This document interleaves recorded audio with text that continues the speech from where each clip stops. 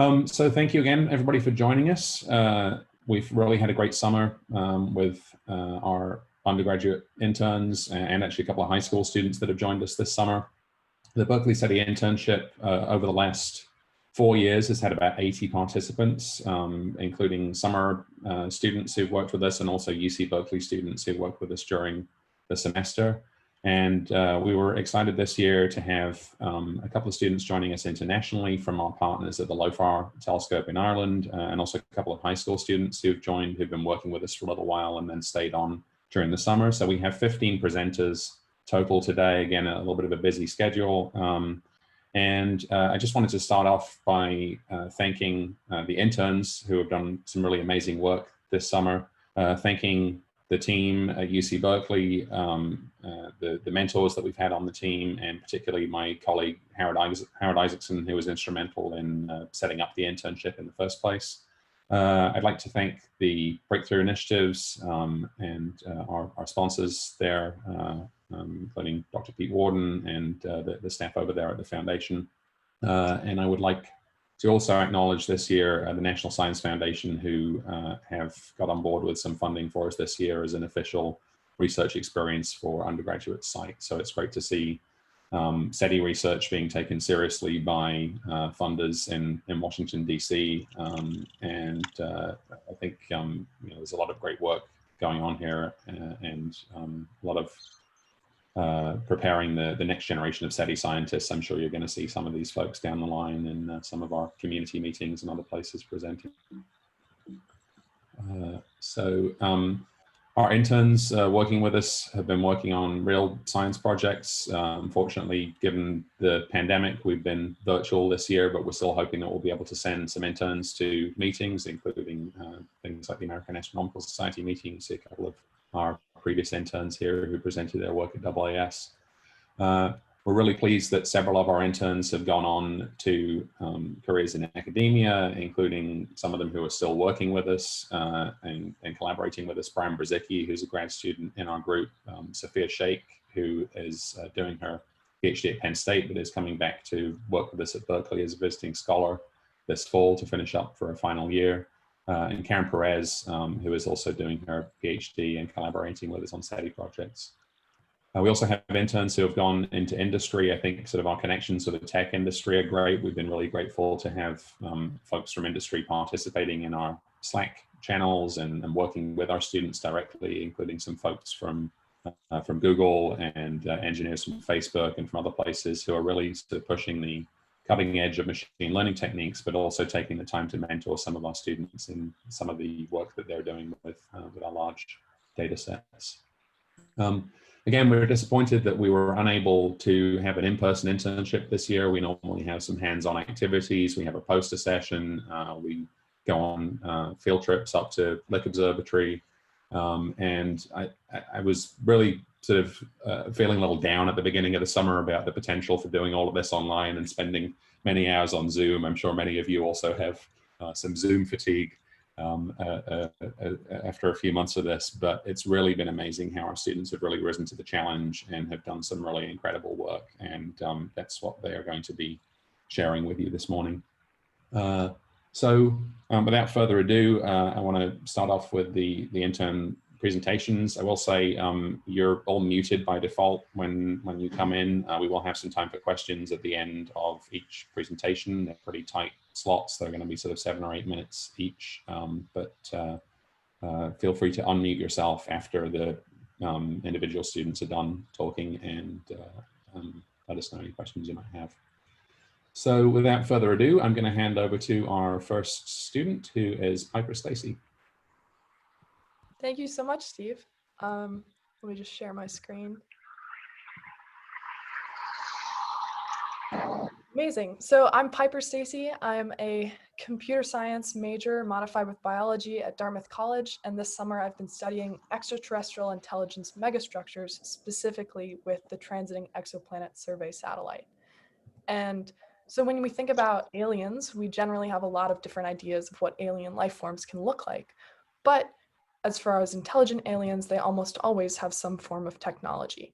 And so when that comes to my project, I'm looking specifically at the transits that can be created. So basically the dips in light that are created by alien megastructures going in front of their host star. So as a fun example, I wanted to prove that I could model literally anything using the code 8-bit transit that was created by Emily Sanford and David Kipping in 2018.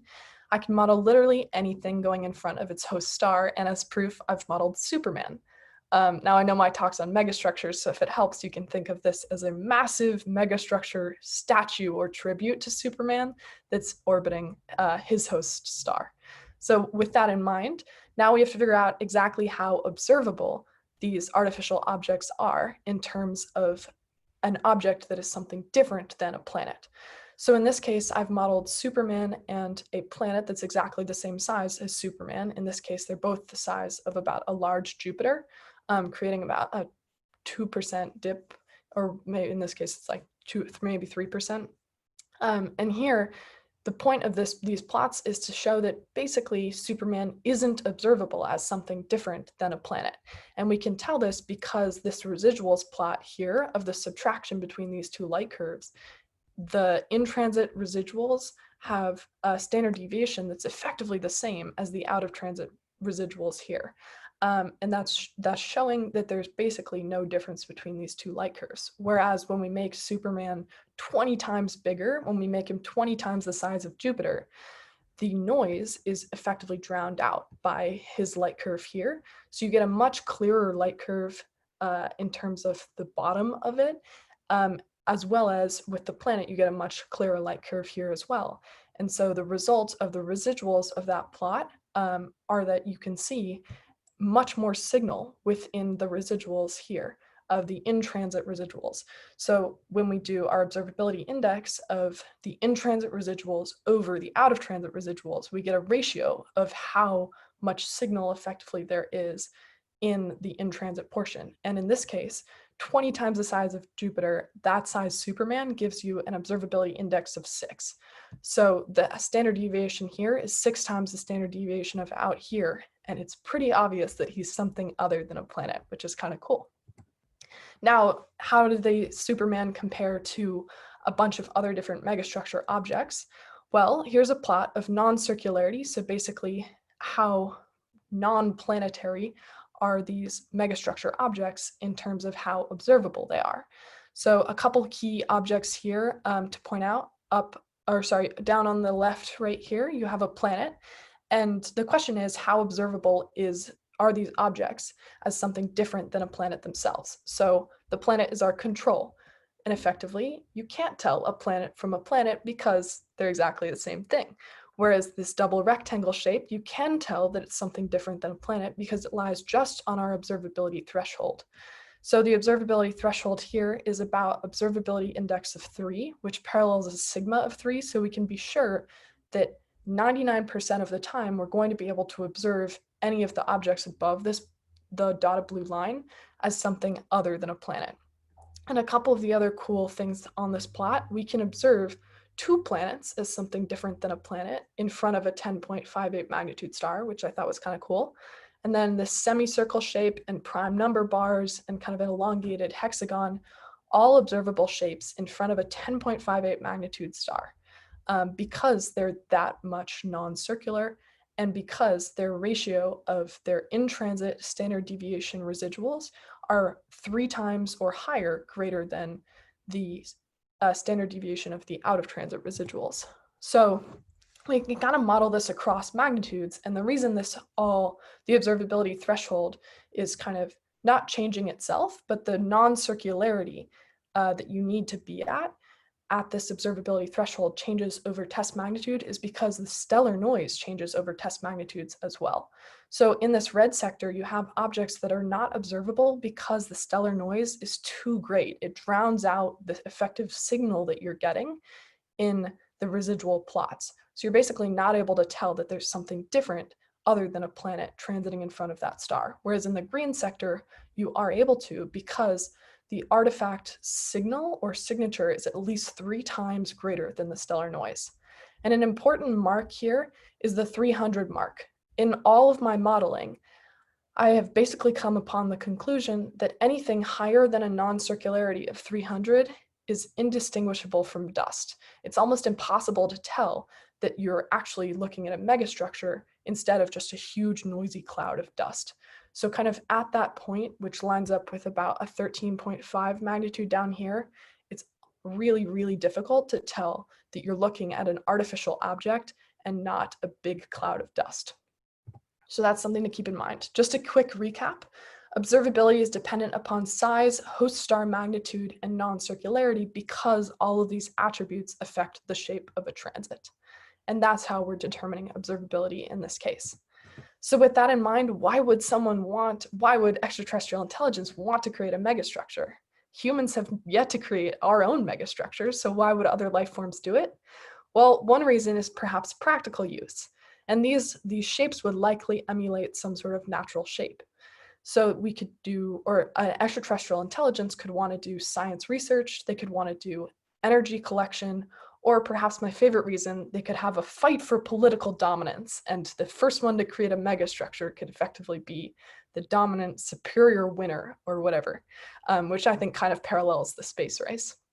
Or extraterrestrial intelligence could use their megastructures as a signaling device to basically create a super obviously artificial light curve, either because of the sequence of megastructures or because it's so unnatural and massive in shape. So for practical use, I thought it'd be fun to model the International Space Station as if it were the size of a large Jupiter and if it were orbiting its host star instead of orbiting Earth that's orbiting its host star. So this is basically, if an alien megastructure was the International Space Station, it's super big, its non-circularity index is about 136%, and its observability is a 1.3. So in effect, the International Space Station would not be observable as something different than a planet if they were both orbiting their host star, and if they were both exactly the same size. But another thing, the extraterrestrial intelligence could be wanting to use their megastructures as a signaling device, as I mentioned. So here are the first 3 digits of pi, 3.14, modeled as little tiny, I would say mini structures, but in total they become kind of a megastructure conglomerate. So the size of this is about the size of Earth, but it would be much closer to the star. The non-circularity here is a 183% non-circularity, and the observability is a 3.15, which is super interesting because a smaller shape closer to the star, but in a distinct sequence that's unnatural, is actually observable on a much higher level than the International Space Station was. So kind of a preview of what's coming soon and what's hopefully going to be done with this research next. SETI Institute and the Breakthrough Listen Research, Berkeley SETI Research Center have paired up to analyze the Goddard team's data. The Goddard team calibrated 60 million light curves of all 26 sectors of TESS. And I went through, and if you remember, I mentioned that above a 300% non-circularity, you're effectively not able to distinguish a megastructure from dust. And that correlates with 13.5 TESS magnitude. So basically, we're looking for megastructures in stars that have a magnitude of less than 13.5, so brighter stars than 13.5. And of those 60 million light curves, 22 million of them have stars that have magnitudes brighter than 13.5. So that's pretty cool that there are 22 million stars that could have megastructures that are observable around them. A lot of those stars are probably going to have a lot of other things that are going on, like natural causes that might cause weird dips, but still pretty cool to think about. So in conclusion, I want to mention that it's possible to calculate the observability of any artificial object at any magnitude and analyze the viability of tests to observe that object. Objects with the purpose of signaling are much easier to spot. If they weren't, that would be a problem on the person that would be signaling. But then size, shape, and star magnitude are all super important and affect observability. And then objects with a non-circularity of over 300 are fairly indistinguishable from dust. So therefore we have that 13.5 magnitude cutoff. And then I'm really excited for what can happen with the Goddard data and some statistical analyses there that can hopefully lead us closer to finding a possible megastructure around some sort of star that TESS has observed. So I want to say a huge thank you to all of these people It's been an amazing summer, and I've really, really enjoyed working with everybody and learning so much and getting so much done. Does anybody have any questions? Thanks, Piper. Please just unmute yourself if you have a question for Piper. Yeah, I have. I hope I'm not going to be a pain during your morning here. Fascinating talk, nicely done. You do not mention anything about rotation. If the object is non-circular, i.e. non-spherical, I assume you mean, would you expect enhanced detectability if it was rotating in any manner? That is an excellent question. I'm not totally sure. When I think about like, let's take a hexagon. In my mind, it's not just a silhouette of a hexagon. Instead, it's kind of a hexagonal cubic shape, in which case I would probably not expect much more observability. But if it was perhaps just a plane of a hexagon and was able to rotate like this, I think that, yeah, you could probably tell. That could also probably be used as some sort of signaling device to have maybe a rotation that perhaps correlates with some sort of message. That could definitely be an increase the observability of an object. Yeah, that's I was just wondering whether in your modeling of the noise, if the object were rotating, say it was a cylinder or something, a long cylinder, you've modeled it effectively perpendicular to our line of sight, but if it rotated so that it diminished to be just the circular outline and then back to the length,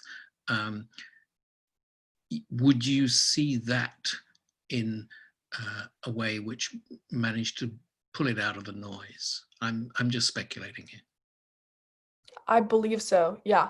I think it would depend on how large the cylinder was.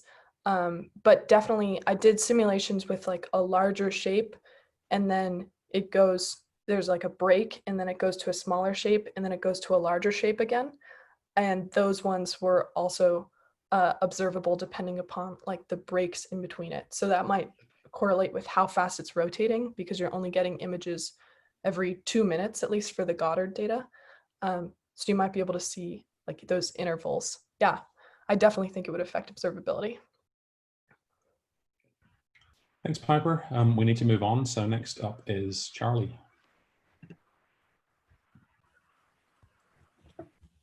Cool. Let me just share my screen.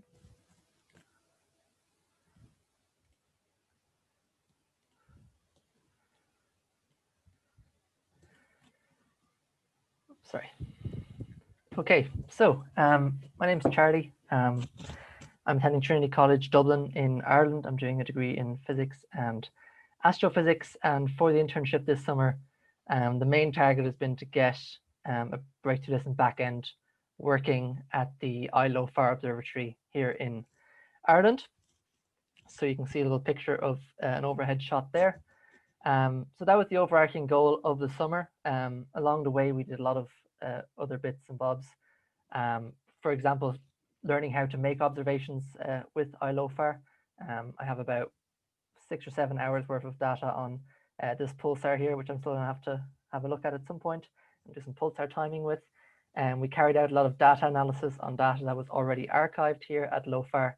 And I'm currently learning how to create the breakthrough listen data products from the raw data here at LOFAR, as is detailed in Lebowski et al. And just to mention as well that I have another 2 or 3 weeks to go on my project, so some bits aren't quite finished, but I'll mention that when we get there. So to start off with the summer, we were given some data of the Lorimer burst, the first FRB that was ever detected. At the time, I didn't know what it was, and we were just told to root around and see what we can find. So we use SIGPROC, which is a suite of software for dealing with pulsar data, radio data, I guess, in general. Use that to de-disperse the data for various DM trials, and then produced plots of those results, which I will show here. These 3 plots are from the 3 beams in which the burst was detected.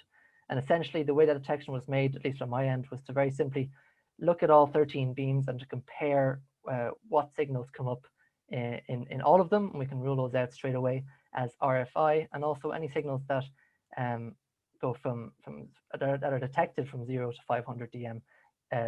You'd have to look at those more closely as well to see if there's if they're actually not just RFI as well. And in the end, here at around 1700 seconds on the left, you can see in D and in D beam 7 and in beam 6, there was a signal detected, so we knew where we had to go there. So if we zoom in on one of those, I thought this plot's really cool because it sort of illustrates the sort of smearing effect that happens when you de-disperse at the wrong dispersion measure.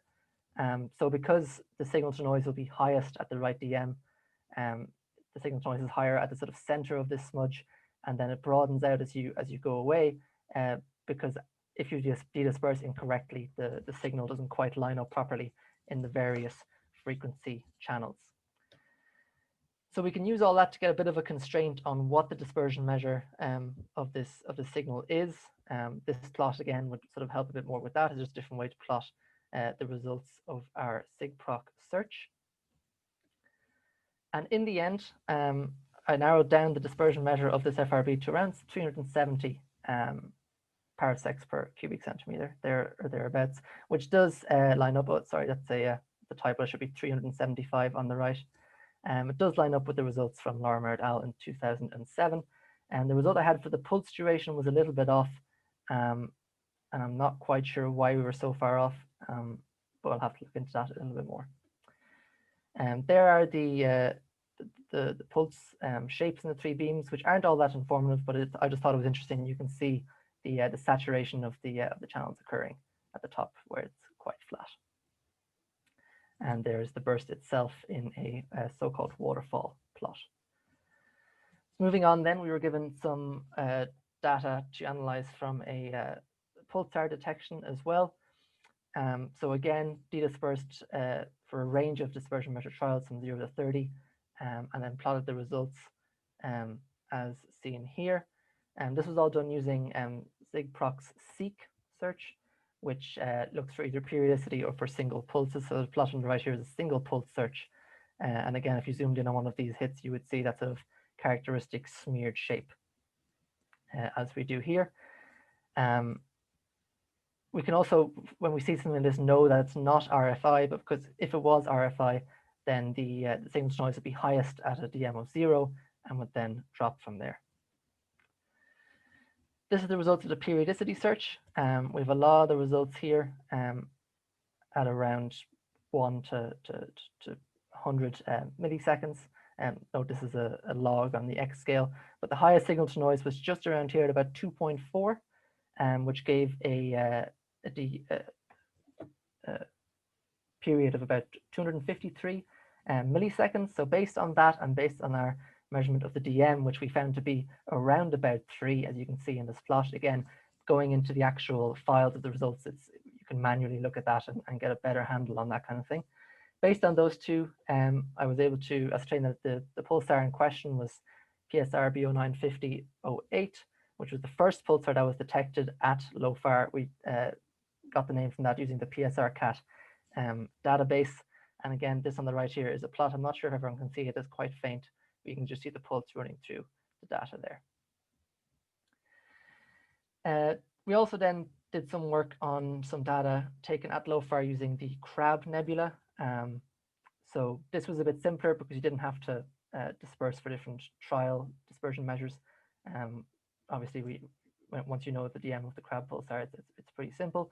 We were looking at raw data here, so the point of this was to form Stokes and attach headers and generate filter bank files, which is something we'll be having to do for the breakthrough listen part of things. And again, we just use SIGPROC to look at those, but I won't spend too much time on it now because we don't really have time. You can see 2 pretty large pulses in the data there. So in regards to breakthrough listen at LOFAR, we had a sort of a rough set of steps here for what we were trying to do. Part 1 of which was simply to get Turbo SETI working in a virtual environment on the compute node here in Ireland. And that was done using data from the Open Data Archive, and I'll show a few results from that in a second.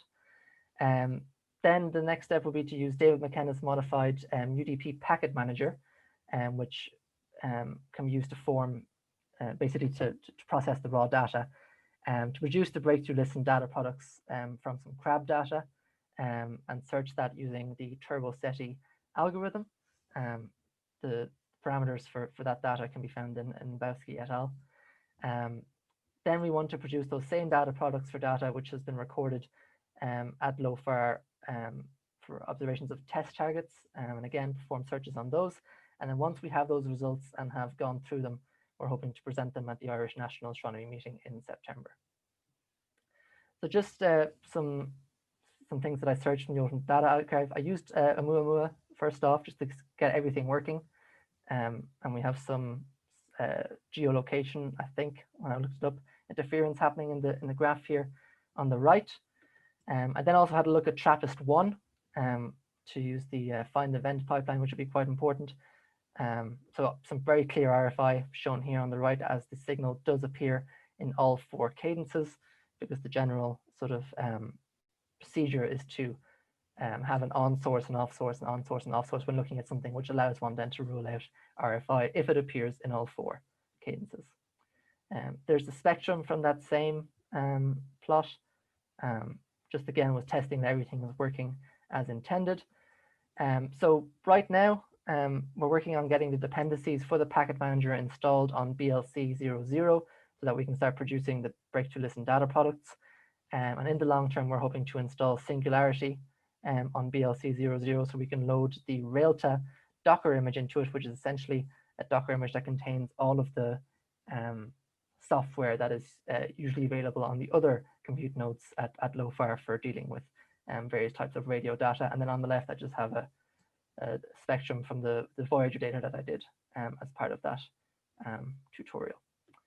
So thank you very much for listening. It's been a really good summer. Thanks so much to Steve and everyone for making it a really great time, and the other interns. Does anyone have any questions? Thanks, Charlie. Again, please just unmute yourself if you have a question.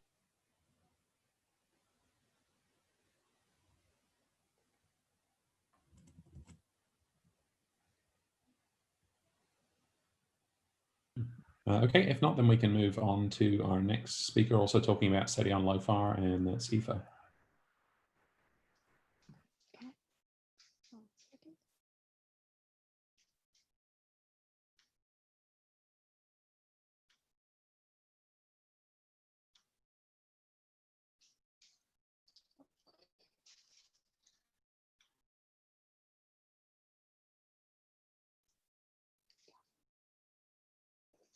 So hello, for those that don't know me, my name is Aoife. I'm currently studying physics with astrophysics at the National University of Galway in Ireland.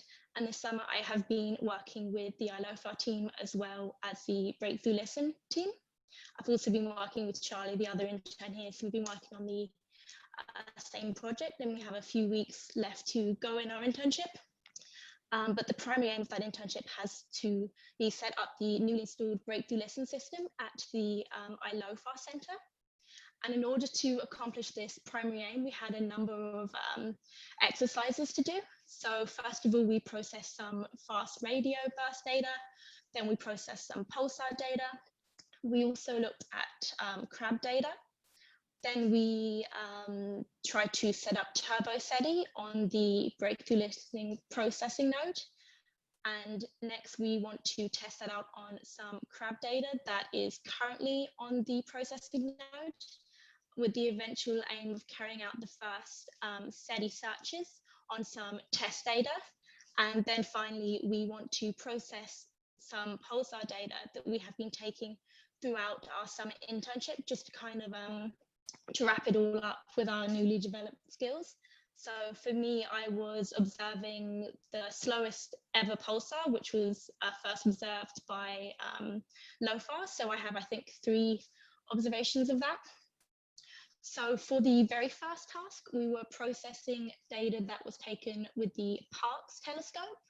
And we followed just a basic procedure of dedispersion followed by a single pulse search using the SIGPROC software.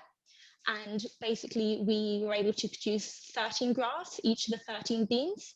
And down below, the 3 graphs demonstrate 3 of the graphs that show the, beg your pardon, the only 3 graphs that show the fast radio bursts. So these constant lines here that you can see are the radio frequency interference, which are present in all of the graphs, but the unique signals kind of here to the left are the fast radio bursts, which are only visible in these 3 graphs.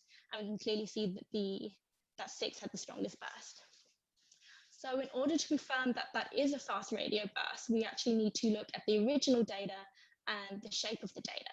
So we went back and we reduced it by about 8 times in time, the resolution in time. And then we kind of got the 10-second chunk of time that we were interested in. And then we kind of plotted so we could see that sweep. And then the bottom graph, you can see the kind of quadratic sweep in each of the 3 beams. And in my next slide, I've just kind of shown a zoomed in version of that, just because it's kind of hard to see it in the other one. So you can very clearly see the quadratic sweep and the dispersion measurement that we got of about 375, I believe it was, and a signal to noise of about 30. And I got a duration of about 8 milliseconds. So a dispersion measurement that big is much more than what we would expect from just the Milky Way, which indicates that the fast radio burst is outside our own galaxy. Next, for task 2, we were looking at some data that contained pulsars. So this data was actually the first pulsar that was observed by LOFAR, and we followed a very similar procedure to the first task. But in this one, we did both a single pulse search and a periodicity search. And unlike the FRB, a periodicity search is much more effective, as of course pulsars are periodic by nature. So we use the seek and the best command to do our periodicity search.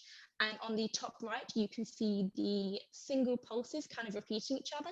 And then with our periodicity search, we got a strong periodicity of about 0.25 seconds. And for a dispersion measurement of about 3. And then we can identify the actual pulsar by using a pulsar catalog similar to PSRCAT. We did that and we were able to identify the pulsar too. And then for the third task, we were looking at some crab data. This crab data was raw, so what we did was we produced Stokes vectors. So we produced I, U, V, and Q.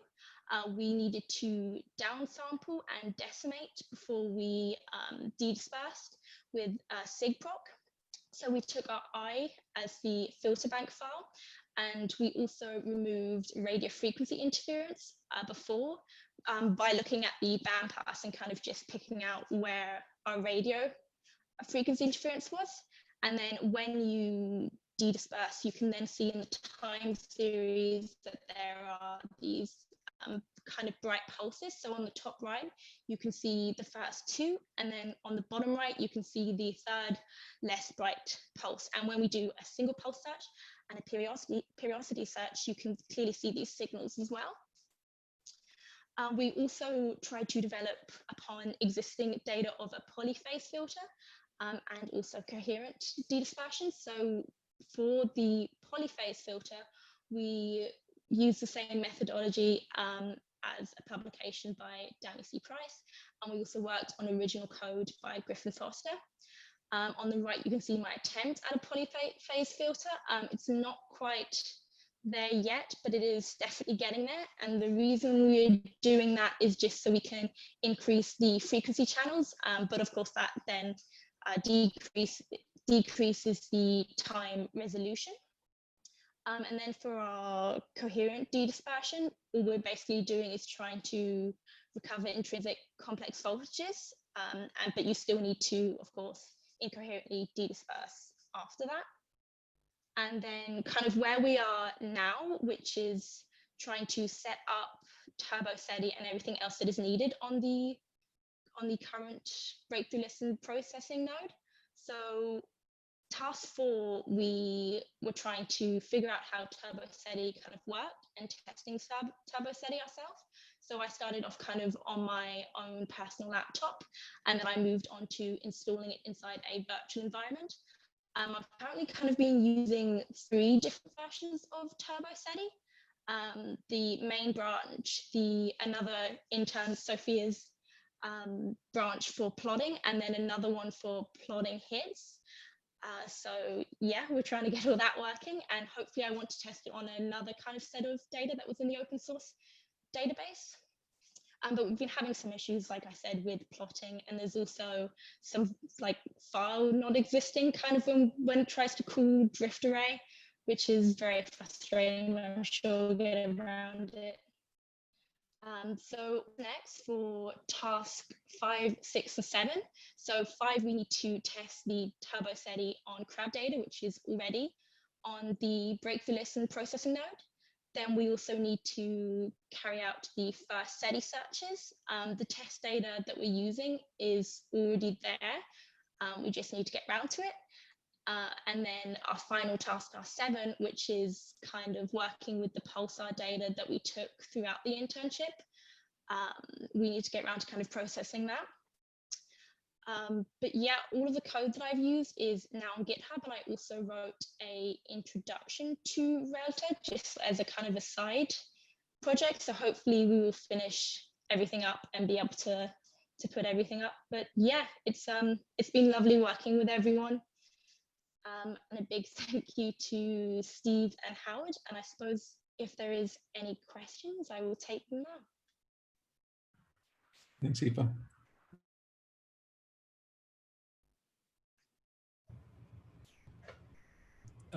I have a quick question.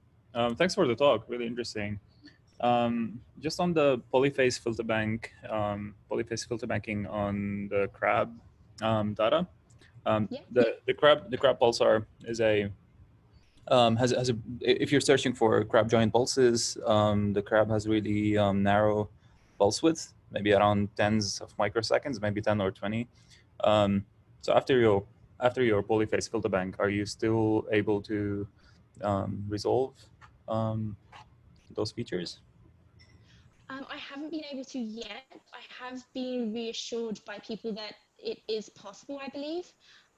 My code does run, but I'm not seeing any kind of individual pulses yet, if that makes sense. Yep, okay, thanks. Great, thanks again. Let's move on. So we now have a series of talks from a group that's been working together, including with Yuhong Chen, who is a UC Berkeley undergrad who's been working with us for a little while now. So Yuhong has come back to work with us this summer, and along with a team of 3 other undergrads and one of the high school students that I mentioned. And so they're going to do now what I think is going to look a little bit like a startup pitch. So if any of you have some connections to some Series A investors, then maybe you can pass this on to them. So I guess I'll hand over to Yuhong first. Thank you, Steve. I'll share my screen real quick.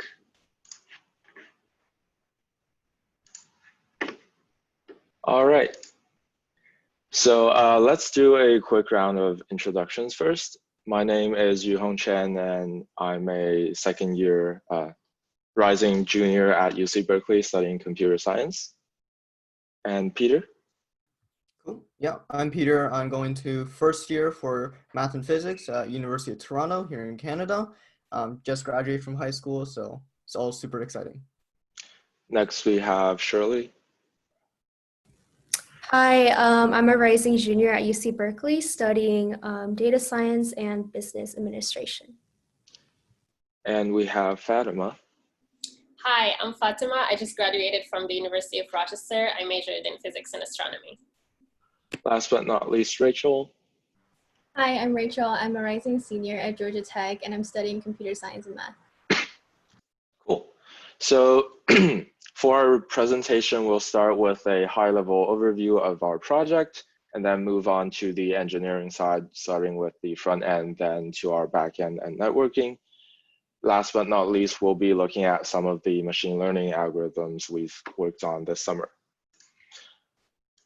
So before actually diving into what we've built, let's look at why we're building this. one of our main motivations for this project is that Andrew, our director, noticed that there was a kind of a requirement for people to learn a lot of computer science, like spinning up VMs, connecting to them, and running large scripts, all that before they could actually do any sort of SETI research. And for data volumes like ours, you need to learn how to run fleets of machines, and that's quite a high barrier for entry. So we want to remove that by building a scalable cloud platform to host research algorithms. Additionally, this project hopes to be the start of what's essentially a search algorithm app store, where you can try out different algorithms, compare them, or even combine them at ease. So BL at Scale is a reservoir of search algorithms borrowing signal processing and ML techniques from industry. And we've developed a cloud-based infrastructure to seamlessly scale computing demand and algorithms across large data stores. So here's a network schematic of our platform. The main focus of our platform is to abstract away all the networking machinery and installation. It's built around our compute pods, which is shown at the center right here, which hosts our algorithms inside Docker containers. We have a front end that helps you interact with our compute resources. And we did a lot of engineering to make it easy to add your own algorithm in a plug and play style. Cool. Let's move on to our front end and web application section. And we'll hand it over to Shirley and Peter. Yeah, so thank you, Yuhong. This is where we first started, and I had no experience with web development before. So what you see on the right is the very first version of the results page. And on the left is the login page where Yuhong and Peter mostly worked with that. And if we can go on to the next one. So on the results page, it's basically just displaying the histograms and images from the observations through GCP. So originally I pulled images using URLs, but that's not very efficient. We ended up saving the images in NumPy arrays in 3 dimensionals. And I also added the basics of caching with Firebase so that it will decrease the time for the results page to refresh so that you don't have to wait like another 30 seconds again. Cool. We'll do a quick demo on our front end.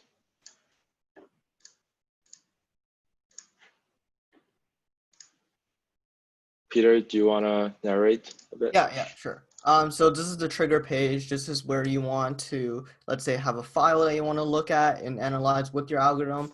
This is where you trigger all the kind of machinery in the background to help actually do the analysis. And so if you were to check up the monitoring page to see how everything is scaling, you can see all the health and the monitoring of like CPU, RAM usage for various different types of the pods that you're triggering from this end. So after the algorithm runs in our compute pods, it'll all show up in a Google Cloud storage bucket that's publicly accessible. And you can access all of your results from your algorithms right here. Yep. And one other thing, can you go back to the slide? Yep. Demo. Yeah. So one other thing is that we spent some time actually making a very, very nice kind of homepage to help attract other people and to get people working on the actual application and different types of other algorithms. And so, yeah, so if you just actually want to log out. Yep. Yeah, cool. So this is kind of just a splash page just to get people interested. There's nice kind of, it's not very specific research terms, but it's more kind of getting other people excited about the work that we're doing. And just kind of want to show you that, that side as well. So if you want to go back to the slides. Cool.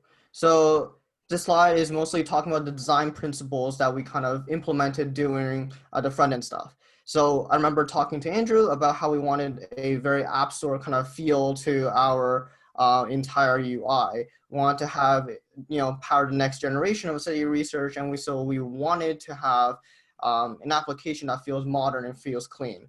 And so after Shirley has finished the kind of bare bones of our actual application, I took the hands and basically make it very, very, very, structured it and make it look cleaner with different types of actual styling. And so if you actually want to click through, Yuhong.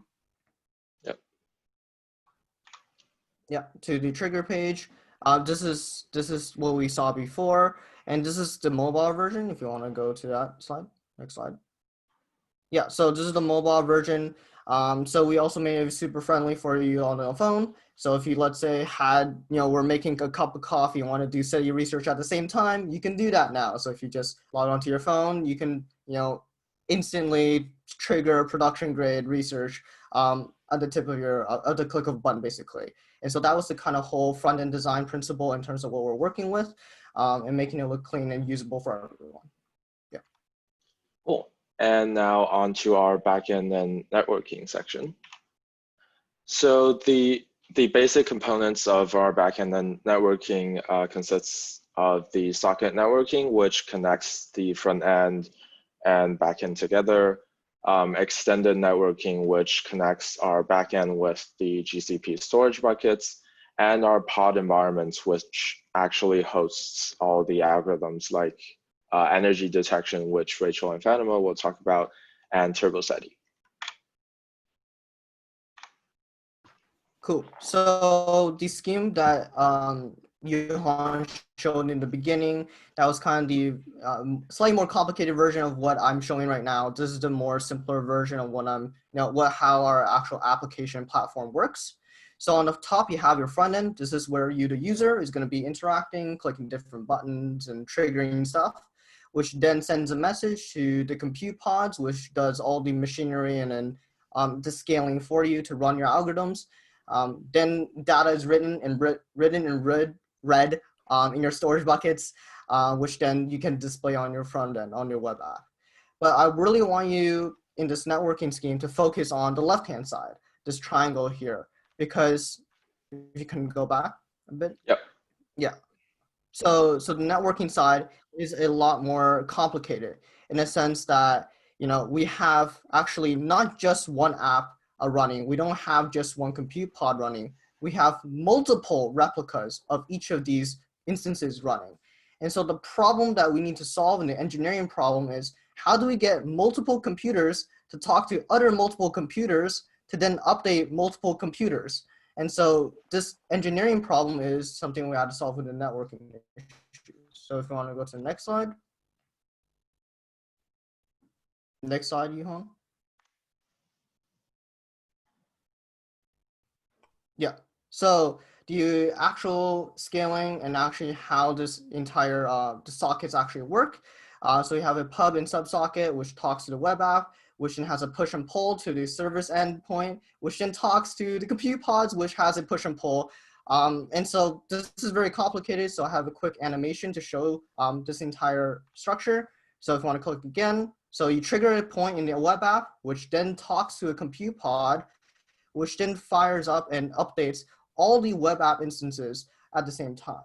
And so this is kind of how the entire infrastructure works and talks to each other, how all the computers kind of make sense of all this data that we're sending around. Cool. Next slide. Yeah, and so one other issue I want to address is the global variable issue. Yuhong?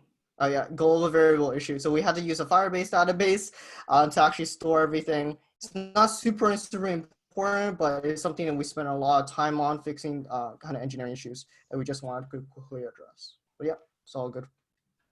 Yeah, so besides the networking, we've also spent a lot of time on designing the compute pods. In the first iteration, when we first started, we were just trying to make it easier to run a bunch of Docker containers at once. So the initial platform required developers to ship their own Docker containers that attach to our networking interface. And this wasn't the easiest way to do things, so we made some improvements. First, we crafted a unified container with a control script that handles all the networking for you. So we can shift that part of the responsibility to us. This also lets us run less containers at a time because we only have one container to host all of your algorithms, and this conserves resources and makes the platform easier to scale. However, we still needed some knowledge about the output structure of each algorithm to upload to the storage bucket at this iteration.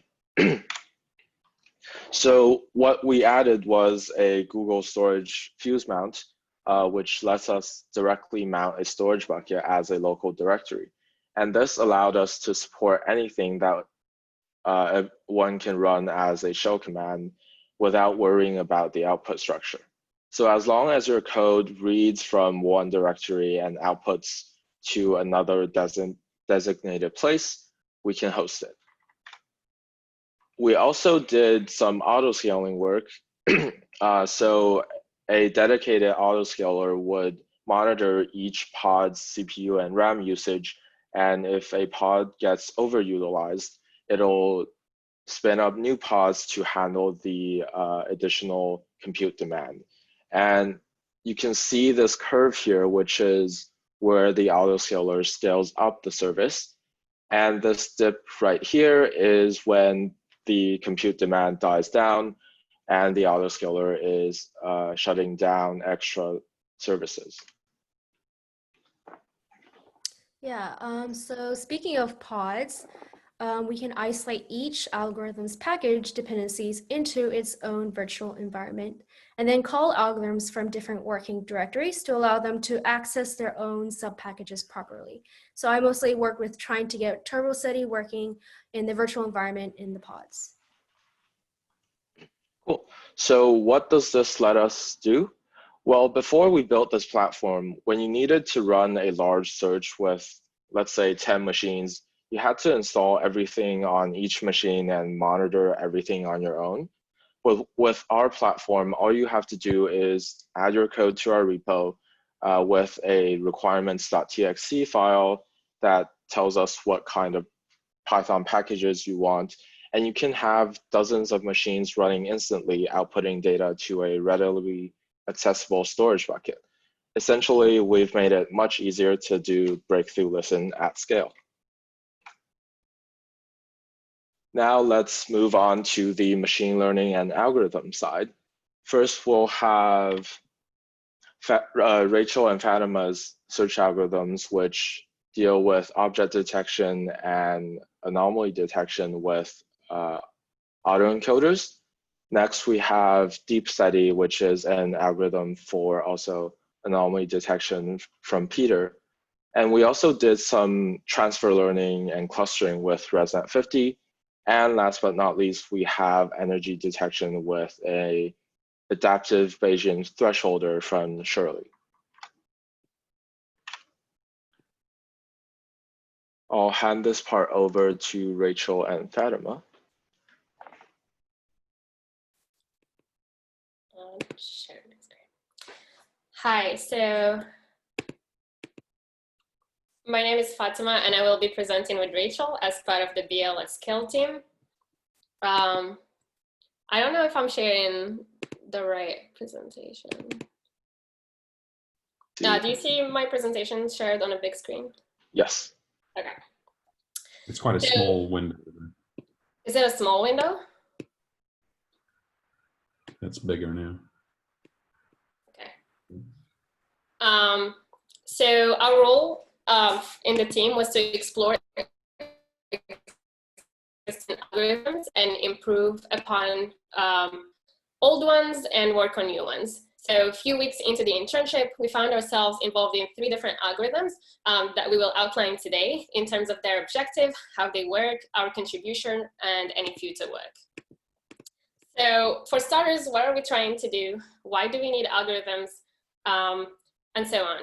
The Greenback telescope on the left, for instance, deposits an average of 6 gigabytes a second on each drive, which totals around a petabyte of data every single day. And so to find extraterrestrial signals, we would need to sort through all the reduced data, which is still very huge. So a typical observation from this telescope is on the right, and it can be plotted as a spectra, or what we call a waterfall plot.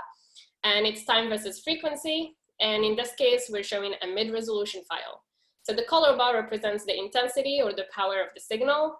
And we can see around this area, if you can see my cursor, that we can see a vertical narrowband signal that is probably due to a radio frequency interference, which we call an RFI, which are not the signals that we're interested in. So the goal of these algorithms is to automatically detect all the seen signals in such data. So the first one is the energy detection algorithm, which is originally written by Yuhong, also in the BL scale team. And the basic pipeline starts by feeding it a steady observation, a waterfall plot, and some pre-processing through broadband signal removal and bandpass removal, which I will explain, and then a Gaussianity filtering, which outputs slices of the data containing the signals that we're interested in, that we also call hits. So for the broadband signal removal, on the left, you can see in the 8th horizontal spectral line, you can see a band that spills over all the frequency channels, which is likely due to a high energetic RFI or something of the sort. To get rid of such artifacts, we normalize the average power of each spectrum to 1, which gets rid of the broadband signal as seen on the plot on the right.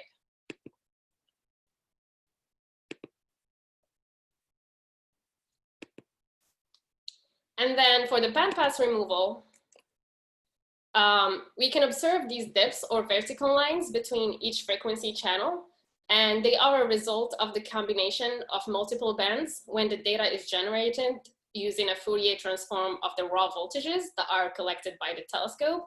And so to remove these bandpass features, the algorithm feeds each frequency channel, so each vertical frequency channel, to model the bandpass of that channel and then subtract it to obtain the plot on the right. So that looks something like this plot. So that is one coarse channel, and that's the time average power versus the width of that channel. And we perform a spline fits and then subtract it to get the plot on the right. And then comes the actual part that finds the seen signals, which is the Gaussianity filtering. And the basic assumption is that the background is assumed to be Gaussian noise. And so anything that deviates or anything that is in excess of energy is called an anomaly and is detected.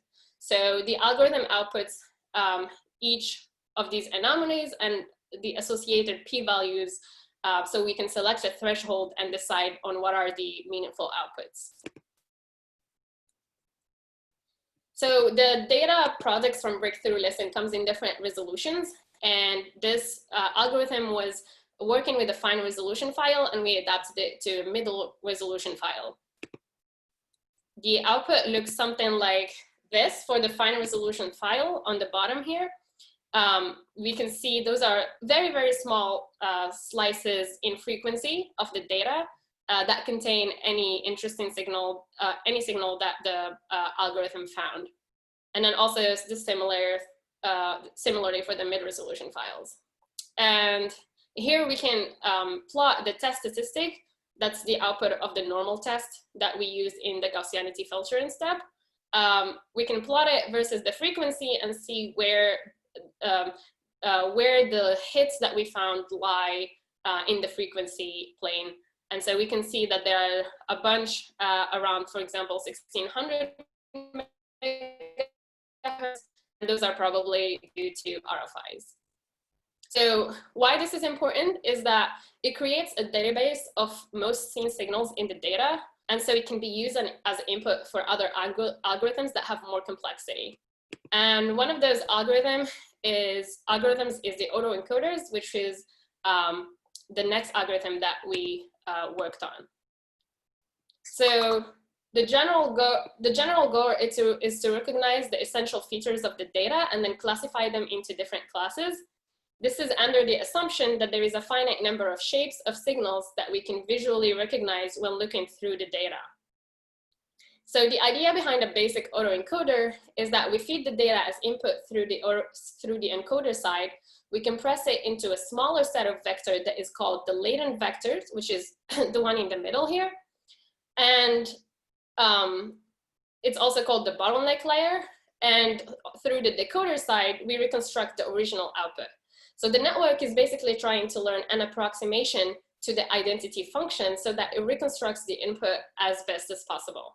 So after training, ideally, these vectors that are in the middle will contain key information about the input data, which summarizes the existing features. So we can use this to classify new validation data into different classes that would correspond to different types of signals. So our pipeline specifically looks something like this. As input, we use the output of the running a SETI observation on the energy detection algorithm that we talked about before. And the encoder and decoder sides consist of many convolutional layers, pooling layers, and dense layers. We train the autoencoder on 10 fine resolution files and 10 mid-resolution files separately, and then we use another set of files for validation. So to determine the different types of signals that the model predicts, we take the encoded layer vectors and we use a clustering layer that uses an algorithm that we found in the literature called the deep embedded clustering. We also trained a self-organizing map, which is a type of network that helps understand high-dimensional data by reducing it into what it's called a similarity map or a learning manifold of the input data. So the output of this is a distance matrix on which we can apply a k-means clustering and then determines the different clusters that exist in the input data. So the results, here are examples of the results that we plotted using a dimensionality reduction algorithm called TESS. And on the left, we ran the model on MNIST public data sets, which is a set of handwritten digits. And the output shows different clusters that have different colors, for each one of them being one of the digits. On the right, we ran it on both fine resolution files and mid-resolution files. And for the fine resolution file, we obtain a giant cluster in blue that you see here, and then many smaller clusters in there. So if we visualize those clusters for the fine resolution file, we find many either almost empty slices of data with very faint signals or one narrowband signals that it all visibly looked to the network as there isn't nothing much going on. And then other classes include many smaller narrowband signals in class 1, or in class 2, some signals that are across all the frequency window. And then there were other classes that were similar to the previous classes, which means that it doesn't quite understand that these should be the same classes as before. And then Rachel will take over for the mid-resolution results. Yeah, so as you can see on the bottom right, the graph here, you see the mid-resolution files seem to have more of a widespread or like well-defined clusters here. I think that's partially because mid-resolution files tend to have more general features instead of, a fine resolution file, which have more of a detailed features, as we will demonstrate very soon with some of the examples. And another thing to note is that, like, we see the graph here, the clusters are a little bit spread out instead of having one cluster overlapping with another one, or like some portion of it overlapping with each other. I think this is because we applied a confidence threshold of 0.4. So every point on this graph here is being clustered into the specific class with at least like a 0.4 confidence. Now we can probably just dive into some of the detailed examples classes. And so, for example, this one we can see, this one, it's as outlined by the boxes here, we see like it's capturing like horizontal line features for like these broadband signals. You know, in the box we can see, you know, it has like higher energy than the rest of the sample here. And going to the next one, if we look at some of these, it's like capturing like vertical line features. I think it's really interesting to see that like some of these signals are narrowband signals, some of them are RFIs, and like with the training like model, the model is actually able to capture, like identify them like together with like by capturing like these vertical line features. And although it's true that like we still have a lot to work with because some of the samples are still not well clustered, like these ones here, we see basically these probably seem like large blobs of like high energy like regions to the model because it doesn't really have any kind of line features, like probably nothing like really distinct. So probably that's why it's like the model gets confused, and like we see these samples in almost like all of the different classes we're getting from the clustering. So I think that actually does lead to like some of our next steps where perhaps what we can do with this is to perhaps, you know, find a way to cluster them together, or, you know, perhaps like remove them from the data overall because they're not like interesting signals to us anyways. So that's actually the end of the autoencoder. And moving forward to like the last algorithm Fatima and I are going to talk about today is the object detection algorithm. So with this, our original idea was to identify and segment out some interesting signals because we have large amounts of data coming in and we don't really want to go through all of them every time to say, well, there can be something interesting in there. So we want to take out some interesting segments directly and save them, and then do some further work with that. And so to do so, we turn to a well-established method with natural images, which is object localization. So the idea here is that given a pre-trained object localization neural network, if we pass a natural image through it, it's able to return some bounding boxes, claiming that it might contain like a person or some horses in it, like, you know, as shown by the image on the left here. So we wanted to apply this idea to our data, which are spectrograms essentially. So after doing some literature searches, we adapted a pipeline from a paper that was doing something similar, but they were doing it with raw audio signals. And so as shown by the procedures here, we first of all upsampled our data to fit the input size required by the pre-trained model. Then we applied some pre-processing techniques like normalization, log scale, and converting it to color scale, and etc. And then afterwards, we passed this pre-processed image spectrogram through the Maskar CNN, which is our chosen pre-trained model here, and then the model in turn returns to us a lot like some bounding boxes segmenting out some interesting signals. And if we look at some of the results here, we see that surprisingly, like one thing to know here is that the model is only trained on natural images. It's trained on ImageNet and COCO data set. We didn't do any transfer learning techniques on spectrograms or like audio signals at all. But surprisingly, like the model is doing pretty well. Like it's able to capture some of the interesting high energy regions that we want to look at specifically that potentially could have some interesting signals. And like another example is, yeah, so this one here, we see the data, the region at the bottom seems to have like higher energy than the rest of the data.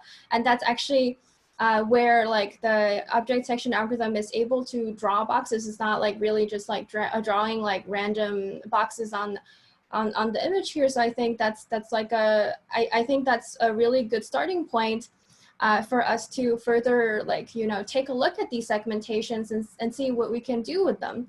Like, for example, we were thinking about potentially, you know, labeling them and do some supervised training, or perhaps we can do something similar to our autoencoder autoencoder like clustering stuff. And that actually does lead to what we want to talk about in terms of next steps.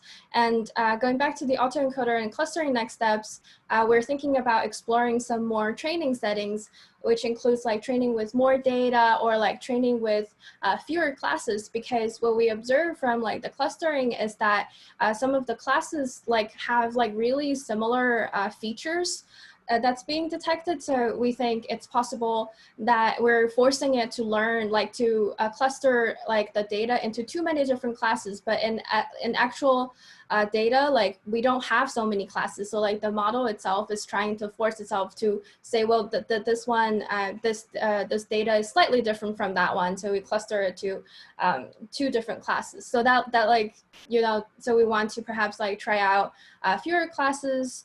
And then also we kind of want to try out different data pre-processing methods and see how that affects our classification as well.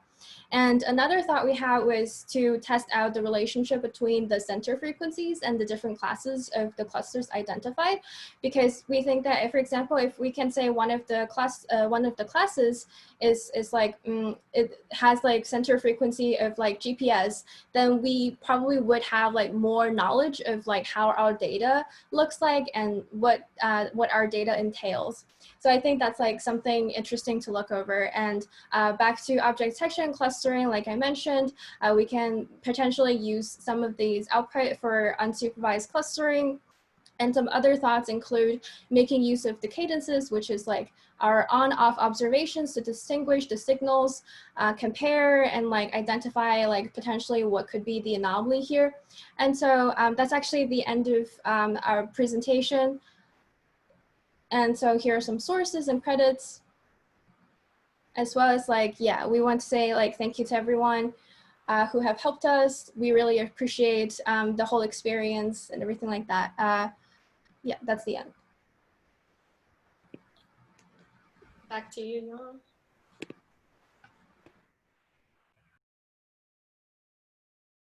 Cool. So we had a lot of talk about ML. There's a lot of technical problems that we had to solve. And so I'm not really going to bore you guys with the technical details of what I'm working on in Deep SETI. I'll give you a high-level overview, understanding of what I'm trying to do and give you an intuition. So the problem that I kind of identified, kind of working on in this problem, is that in SETI, we kind of have an idea of what signals we want to look for. But we also don't know exactly what signals we want to look for, right? Because obviously we're looking for extraterrestrial intelligence. How will we ever know what they'll be sending us? And so given this problem, given that we know what certain features we want to look for, and given the fact that we don't know exactly what we want to look for, a possible solution to this problem is to combine both approaches in machine learning together in a semi-unsupervised machine learning model, in a sense that we supervise and train a model on certain features that we want it to look for and certain features that we don't know exist out there, which is the unsupervised model. And so in the diagram on the left, in the more technical, specific kind of details, I'm basically training 2 models and then flipping the weights between these 2 models. You can kind of think of it as like building a Frankenstein's brain and then replacing its eyes with certain kinds of contacts to look for certain kinds of features in SETI for like different types of technosignatures. So if Yuhong wants to go to the next slide. This is the actual prediction, slightly more technical, but the idea here is we want to detect anomalies. So in the sense that we want to encode 2 types of inputs and then look at how different these encoded features are from each other. And the only way to do that is to kind of look for the cosine distance or the orthogonality between the encoded features. So this is a lot of like kind of, you know, technical ML work that I'm not going to go super deep into, but I want you to really understand is that this model that I kind of developed borrows 2 different kinds of techniques in machine learning to help tackle this problem in some novel way that we never really searched before. And so Yuhong wants to go to the next slide. This is kind of some results from mid-resolution files. This was a 2 terabyte to 4 terabyte search of mid-resolution files that I have done on my own for fun. And so some of it is definitely RFI, but there's some interesting signals that we might have not expected from kind of our radiospectrogram data. So this is just one other technique that we've been working on in trying to broaden the search for all signs of intelligence in technosignatures. Cool. Yuhong wants to go to the next slide. And this is I think Shirley will take over this in the beginning, but we had another implementation of ResNet 50 with our algorithms. So I took a pre-trained ResNet 50 model, and the reason why we're doing this model is because we want to extract the features in order to help it with clustering. So we removed the fully connected layers because we don't necessarily want the labels that come with this pre-trained model. We just want the features, and then we can have Peter take away with the clustering. Yeah, so like I said before, we want to cluster features, right? We want to encode features to make it digestible for the computer to basically figure out what is it similar to, what is it not similar to. And so this is the actual algorithm that we actually use, which is a k-means clustering algorithm. Basically, you can think of it as in some high dimensional space, you have different points of your encoded features, right? But you want to cluster together features that are similar to each other, close to each other. So you take the Euclidean distance and you take the mean of it and you iteratively adjust it. It's a pretty standard algorithm, but we clustered it and we have some interesting results. So if Yuhong wants to scroll down to the clusters. So in the actual cluster outputs of all the same clusters, you can see that we have actually consolidated all the signals that have the same kind of similar drift rate. A little bit down with the same kind of similar drift rate, which shows kind of the success in terms of clustering these features and these signals together. But one key point that Yuhong is going to touch on right after me is that k-means isn't the greatest in terms of actually identifying similar features or some outliers, which Yuhong is going to jump into right after me.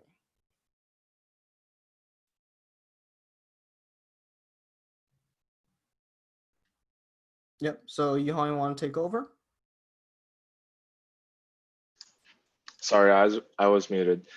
We tried another clustering method called dbScan, which is a density-based method that looks at distances between close samples to decide whether they should be clustered into the same cluster.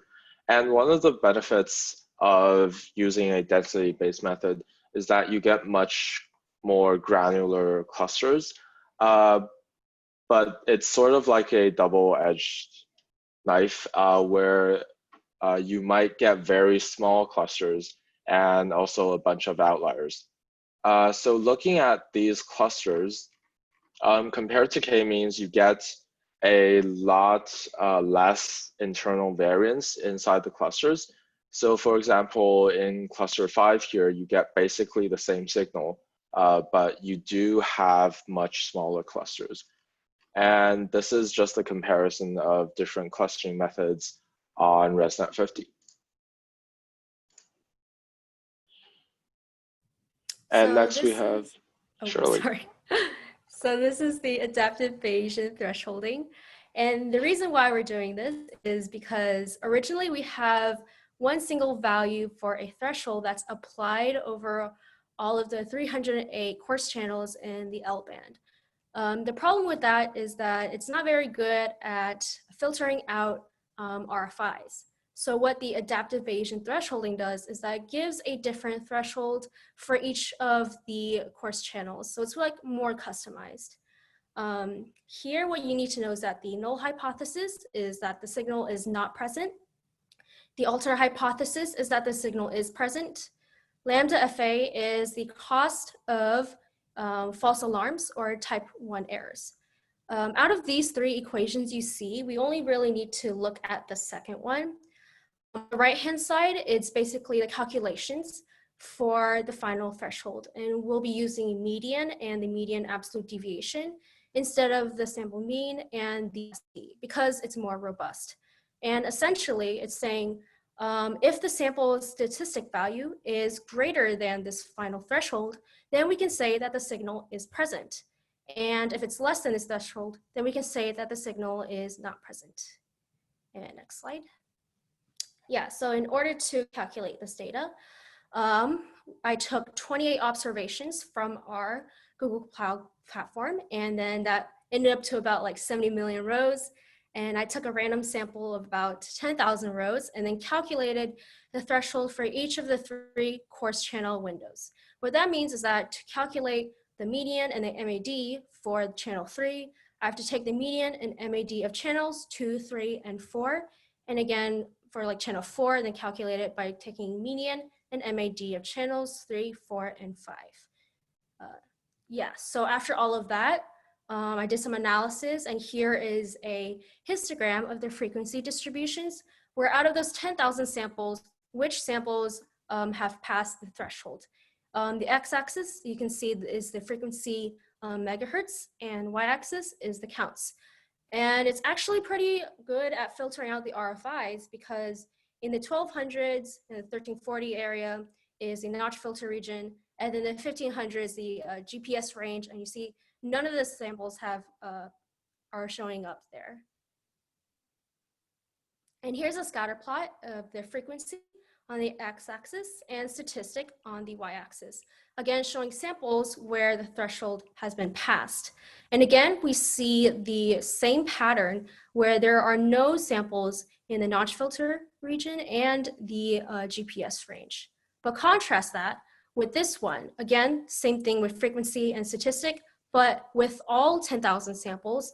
And it's quite interesting to see that the statistic value, it tend to be a lot higher than the ones in like the 1800s, 1700s, 1400s. And the same thing again with the GPS range in the 1500s. The S values are quite high. Here is the frequency versus the final threshold of all 10,000 samples.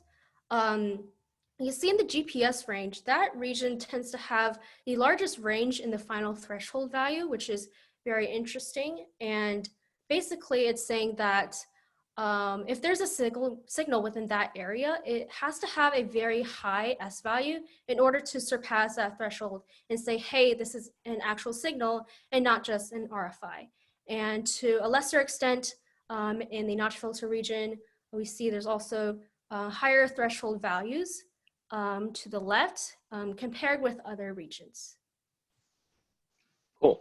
And in conclusion, what we did this summer, our backend allows researchers to run tens of replicas of their algorithms at once without worrying about all of the infrastructure problems like scaling up GCP VMs, installing everything, etc.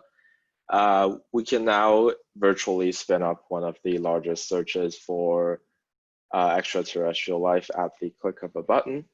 And we also developed a series of search algorithms for various applications like anomaly detection, clustering, and object detection.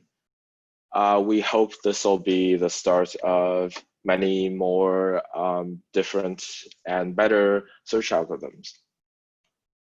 So for next steps on our platform, we hope to add batch processing from the front end and GPU support for GPU accelerated algorithms, and doing a truly large scale search with the data that we have, and also integrating our existing databases and more. Also, we'd like to try deploying to observatories like GBT for better integration with their on-site data. And we'd like to thank Andrew, Steve, and Matt, who've been supporting us along the way, as well as Walter and Taryn, who are our mentors from industry, as well as the entire Breakthrough Listen Lab and the NSF. Now, if anyone has some questions for our platform, now's the time. Thanks all. We're a little behind schedule here, so maybe just one or two quick questions. Can I ask a quick one? Yeah, did you use any software development tools to manage your teamwork? We tried using Notion, but the team was really good at like reporting their progress in the Slack channel, so we didn't like really end up needing it.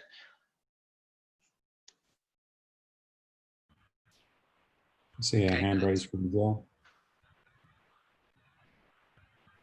Yeah. In these various algorithms that you looked at and methods of clustering, do you have any sense of what a radio astronomer would call a dynamic range for these? Which approaches allow you to find faint signals if there's a strong signal nearby in some dimension? We didn't really focus on the dynamic range in our algorithms, but I guess energy detection would do pretty well in finding faint signals as well as strong signals because it looks at the distribution of the intensities from the entire window, and if it doesn't really matter if there is a faint or strong signal because they'll both like deviate from the Gaussian prior and get picked up. This is kind of from experience, from looking at the outputs of energy detection, but we haven't really like tested it yet. You can maybe add like a filter to the energy detection to do just that when it's trying to calculate, trying to do a normal test on the window slice of the data. You can set a flag that it would only consider it meaningful if in the same window there is another signal of high intensity or something of the sort.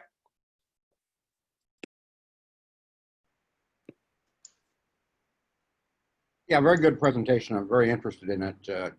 One of the, my biggest interest and concerns is what about really alien aliens? I know that's kind of the impossible thing to figure out, but the, what would you look for in a signal that, is truly unique? And and it's a hard problem, but that's one of my big questions. I guess the hope is that one of Rachel or Fatima's anomaly detection algorithms will pick them up. They're designed to like separate these signals into different clusters, and we could inspect those clusters to see like what kind of signals they actually contain, and if we see a weird one, we can pick it up. One of the things I'm sort of interested in, I don't know whether you can do this, but if you insert like dolphin song, I mean, dolphins or whales are arguably intelligent, do you extract anything out of it that says it's a signal?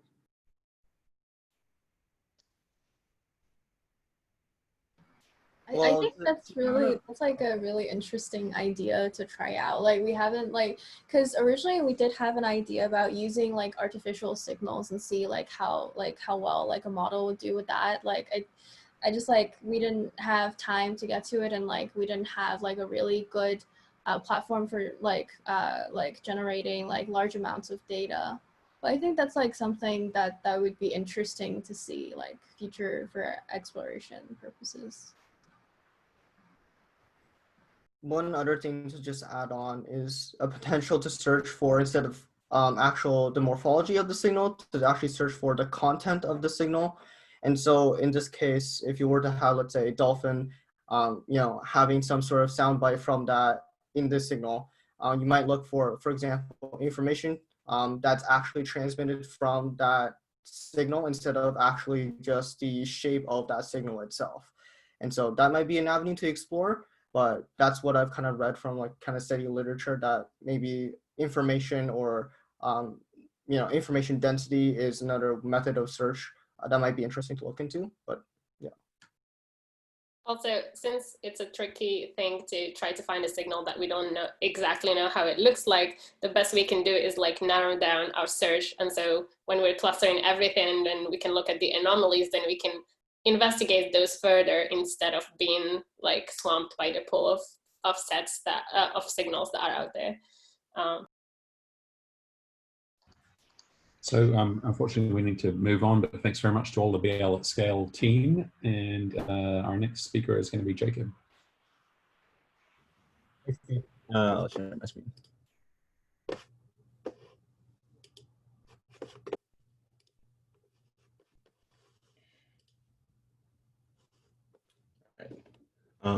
Great. So I'm Jakob Faber. I'm a rising senior at Oberlin College, studying physics and philosophy. And I spent this summer working with Vishal Gujjar on transient signal detections with the Breakthrough Listen digital instrument at the Green Bank Telescope, which is shown in this epic picture. Okay, so the primary goal of my project was to design and construct a semi-automated pipeline to analyze transient signals. And the intention behind the automation is to effectively eliminate any need for the time-consuming human intervention that often comes with doing post-processing on transients.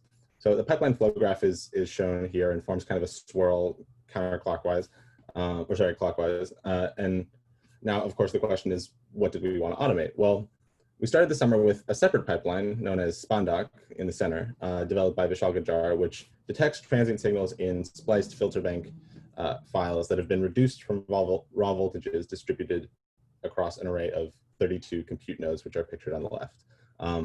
Each node contains about 187.5 megahertz of the observing band. And once SPANDOC runs on these filter bank files, it then outputs, in our case, the FRBs it found and a host of information, including the merit of the detection or the likelihood that it is indeed physical, DM, time of arrival, stuff like that. And this is where my pipeline comes in, shown in stages 2 through 4, red, blue, purple.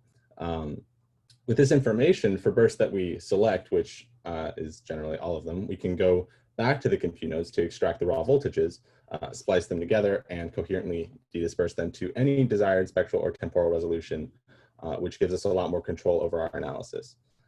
So, you know, when you're wondering, do I maybe want to resolve tiny variations in frequency or prioritize time structure, this allows you to do both of those things. So these raw data are kept for continued analysis since they contain not just the full resolution, but also amplitude and phase information, which are lost in the reduction to filter bank files or conversion to spectrograms. Now, for coherent dispersion, we use DSPSR, which is a library used to process pulsar signals that we repurposed for FRBs. From there, we can employ PSArchive, which is, again, a repurposed pulsar analysis library, which allows us to calibrate the polarization and flux, and then finally fit the rotation measure, which for particular FRBs can give us clues to the nature of its host environment. So I broke this down into about 2 steps. The first is the automation, which is, like I said, shown here. On the bottom right-hand corner, you can sort of see the output by PSArchive of a waterfall plot and then a time series fit to the rotation measure. It's kind of hard to see, but the red line is very well fit to the data, and this happens to be 121102. The red line signals linear polarization, and FRB 121102 is roughly 100% linear polarized. So that's linearly polarized. So that checks out. The second step is, of course, testing. Yeah, so for those who may not know, an FRB is basically, or fast radio burst, is basically an intense burst of radio waves that occurs on millisecond timescales. And the vast majority have been shown to be extragalactic, and importantly, we are not confident on what their origins are. So the first analysis that we did as a test was on FRB 121102 or R1, which is the first repeater, which is one of its bursts is shown on the right here. This burst was reported in Gujjar et al. 2018, a paper written by Vishal Gujjar, in which he reported 21 bursts detected in a particular data set observed in C-band with the GBT. And this was the data set that we tested on. Just as a sanity check, all the bursts were quite bright, and we were able to run it through the pipeline and retrieve all the bursts. And because the rotation measure and polarization angles had already been reported, we could make sure that our results matched and they were indeed consistent. Our second aim was to extract the bursts that were reported in another paper on the same data set, published by Zhang et al., Jerry Zhang, in 2018 as well, which reported 93 bursts, except instead of SPUNDUK, they used a machine learning technique to detect bursts, which was able to detect bursts that were a lot fainter that SPUNDUK missed. This was a little less successful. We were using SPUNDUK again, but instead of running SPUNDUK on the entire band, we chose to subband it, which improved the signal to noise ratio. But it turned out that the bursts were still a little too dim to be detected. So instead what we did very recently is we chose to basically take the times of arrival from Zhang et al., put them into the pipeline just manually, just give it an array. And with that, it actually was able to find a number of bursts from Zhang et al. So on the bottom in the table, 11A is the one that's plotted here. That was reported in Gajar et al. And is quite bright. 11S and T are bursts for which there is no reported up until right now, rotation measure and polarization angle. So this sort of proves, in some sense, the usefulness of this pipeline for it shows that it can, in fact, retrieve the rotation measures and polarization angles automatically. Our second test was a little more exciting, and that was on FRB 180916, also known as R3, which is the third repeating fast radio burst ever detected. And it's the only fast radio burst to have shown any periodicity, which was discovered by the CHIME telescope, and it was discovered to be about 16 days. So we performed a preliminary analysis, or I should say, unlike 121102, this data is unpublished. So we performed a preliminary analysis of this data set and detected a total of 7 bursts. Overall, they appear to have 2 distinct morphologies. So you can see sort of on the top right-hand corner, the left plot is the brightest burst that we found. And the plot on the right is a lot dimmer, but the 2 distinct morphologies are essentially in time. One is we found a number of bursts that are quite narrow in time and another that are quite broad. However, because we are able to achieve a higher time resolution, we can actually resolve the multiple components that are even within the narrow bursts. So we can see sort of on the left that there are in fact multiple components which are exhibiting a drifting behavior that is sort of typical of repeating fast radio bursts. It's where the substructure or sub-components of the fast radio burst drift down in frequency over time. This is also called the sad trombone effect. The one on the right is a lot broader in time, but it's also a lot weaker, but it still has multiple components in it. We weren't able to perform polarization or flux calibration for these particular observations, but we were able to do an analysis on the intensity data and calculate what is for now a single drift rate, which was, however, consistent with some of the higher drift rates reported for repeating fast radio bursts. We were only able to calculate one for burst E, the brightest one, plotted in the top left, because the others were either too dim or required further dithering with the DM. One thing to note about FRBs is that the signal to noise ratio is not necessarily a valid metric for the DM. It's also a question of structure maximization. So like I said, FRBs have complex spectrotemporal structure, and particularly in time, we would like to maximize that substructure, not necessarily just the signal to noise, which might squeeze the FRB together so you can actually resolve the subbursts. This can be done in a number of ways, but one way is to effectively maximize the steepness or time derivative of peaks in the frequency averaged burst profile. I should also mention that this work on R3 is one of a number of projects that Vishal and I are engaged in to do follow-up observations of repeating fast radio bursts detected by the CHIME telescope up in British Columbia, Canada, and the CHIME collaboration along with it.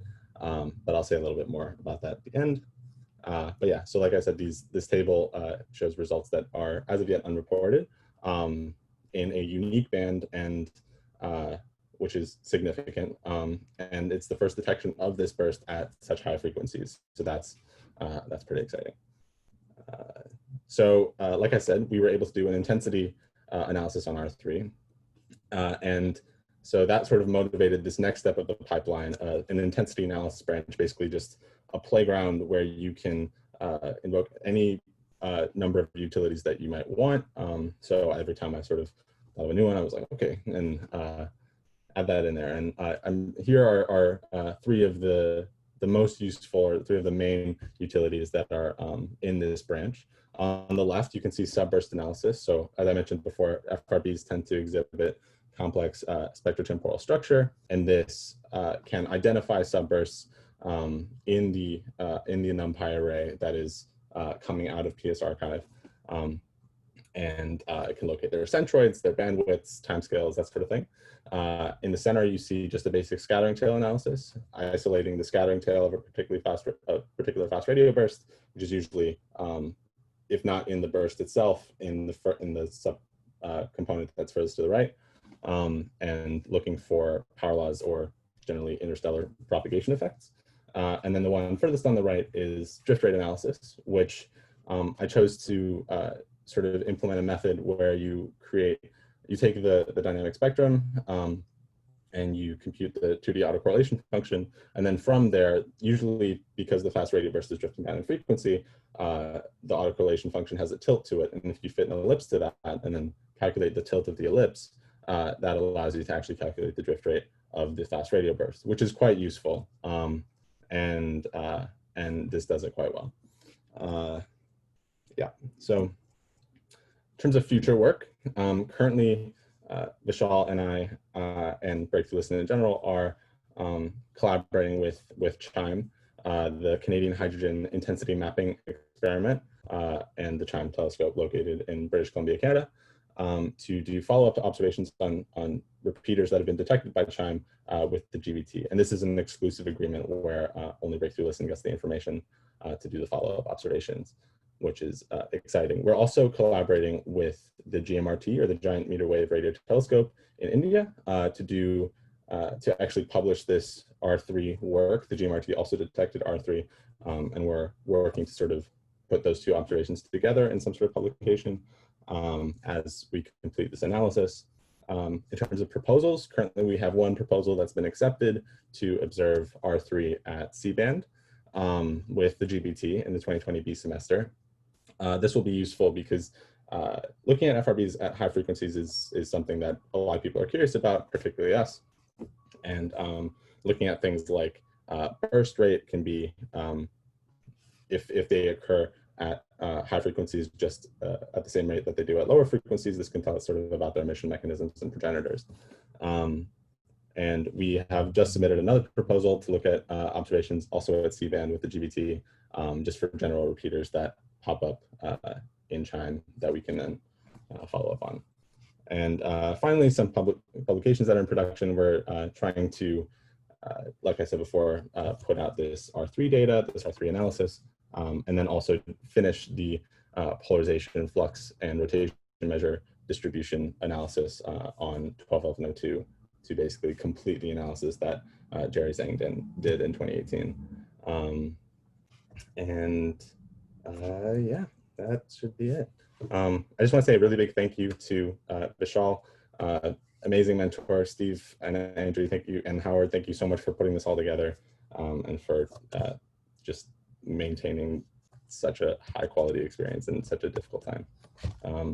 Any questions? Thanks, Jacob. I have a question, Jacob. First of all, let me start by saying this is great work. You know, it's amazing to see such progress on the field. If you can please go back to the table where you showed the pulse distribution of R3. Yeah. Well, note number one, I like how you called this a test 2 and then you found 7 pulses. I mean, if that weren't a test, I'm not sure what the real stuff would be. But you mentioned that you did not have a accurate flux calibration on the burst. But can you tell in a hand wavy way what is the burst distribution? If you just use the radiometer equation and use the signal to noise, like, are we talking about, for the 168 signal to noise pulse there, is it, at 10 Jansky milliseconds level or 0.1 Jansky millisecond level, like, sort of a hand wavy? Yeah, this is something I haven't looked into too deeply, actually. I think Vishal would be the person to ask on that. That's not something I know a whole lot about. Okay, I can get in contact with Vishal. But yeah, amazing work. Keep it up. Yeah, we can talk offline while if you're interested. Yes. Cool. Thanks, Vishal. Yeah, and thanks again, Jacob. And again, apologies, we have to move on to the next talk, and Max is up. Okay. Hello, everyone. Can everyone see that? Can you hear me? Yes. Okay. So I'm Max Hawkins. I'm a junior computer engineering major at the University of Alabama. And this summer I worked with Dave McMahon and Daniel Check on the MeerKAT Commensal backend data pipeline using the 3 languages shown there. So first, a brief overview of MeerKAT. It's a 64-dish array located in the Karoo Desert in South Africa. And what I want to just highlight right here is that they have multicast capabilities, meaning Breakthrough Listen, as an outside organization, can supply their own equipment, put it in the data center, and then subscribe to the data streams, meaning we don't necessarily get to point the telescope, but we get the same data that the primary observer is getting.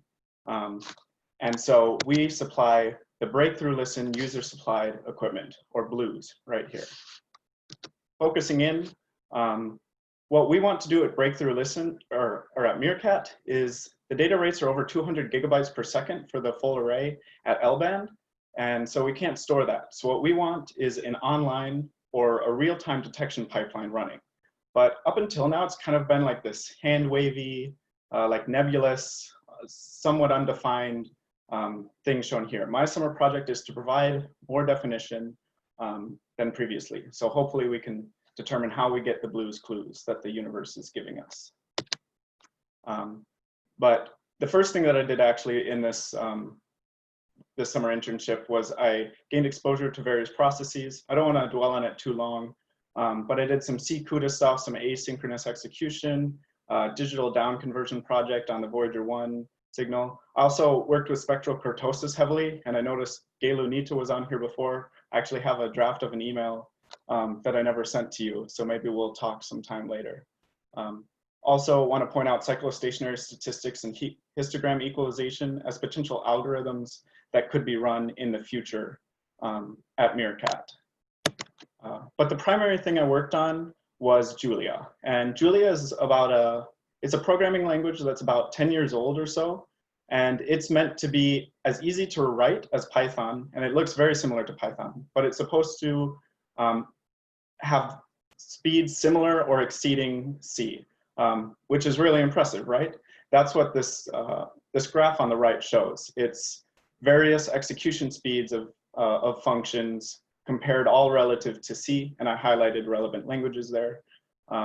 Julia is JIT compiled via LLVM. There's some other attributes, but the one I want to highlight is that from Julia, you can interact and call C and Python code, which is critical for running it at MeerKAT because we have to call CUDA functions.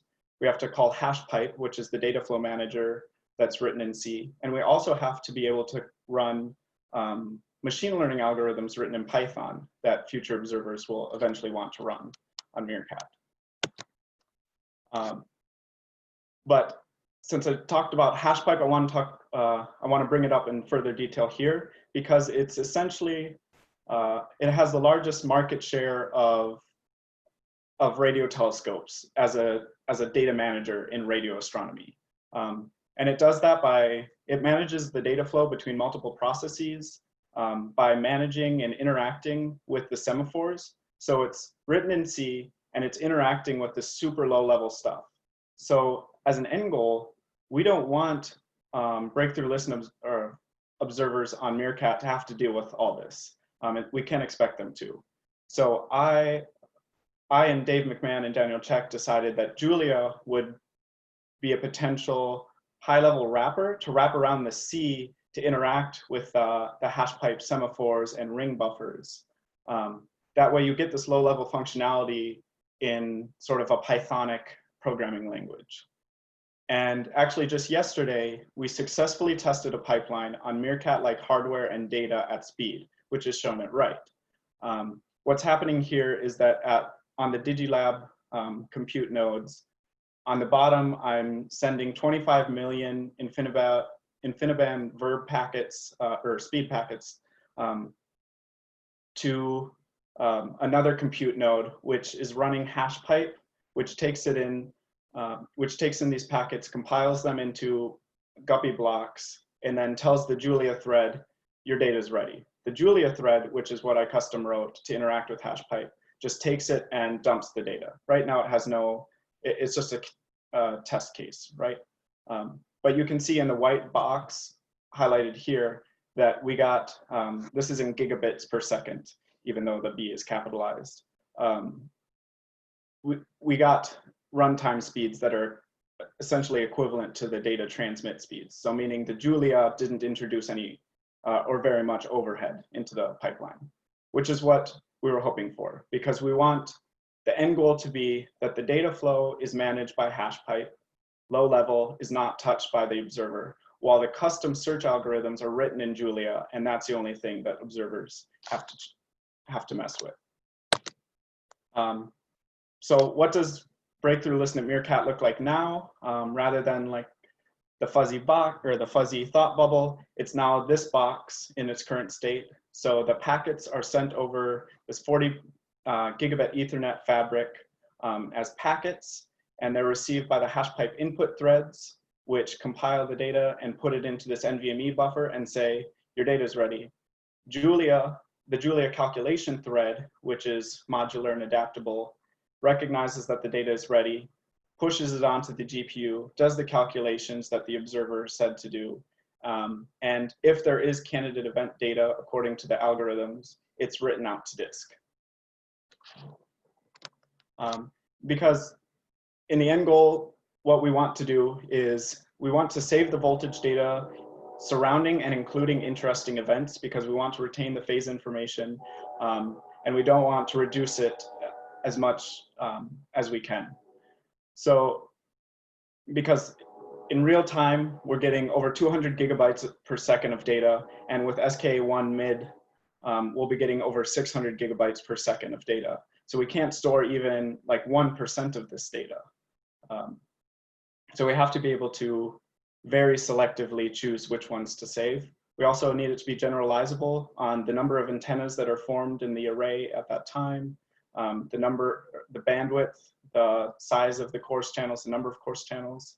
We also want it to be modular, like on the right, how it's kind of like a GNU radio pipeline, where you just choose, pick and choose some algorithms that are pre-made and play nice with the inputs and outputs of each. And so long as that they fit within the compute and memory budget, they run in real time or pseudo real time. And eventually we'd like to deploy this to other sites. So HashPipe is run at the ATA, FAST, GBO, MeerKAT obviously. And so theoretically, this would be able to run at most of those sites as well. Some takeaways I took away from the summer was that I love hardware, software, and science and their intersection. And also, I really do think Julia is better than Python right now. If I were to start a project accepting machine learning, I would start in Julia, and I'm a big advocate for it. Also love low-level stuff, and I'm really heavily considering working for Breakthrough Listen or other radio groups if that's a possibility in the future. And with that, I'd like to thank the following people, especially Dave, Daniel, Andrew, and Steve. And there's my contact information if anybody has any questions. Thanks, Max.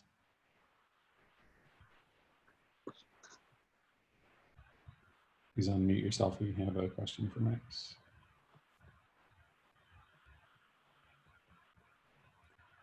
Okay, great, thank you. Let's move on then. So another one of our high school interns, Gurmehar, is up next. Awesome, thank you, Steve. I guess I'll just share my screen. Perfect, and let's get into present mode. Oh. And there we go. Okay.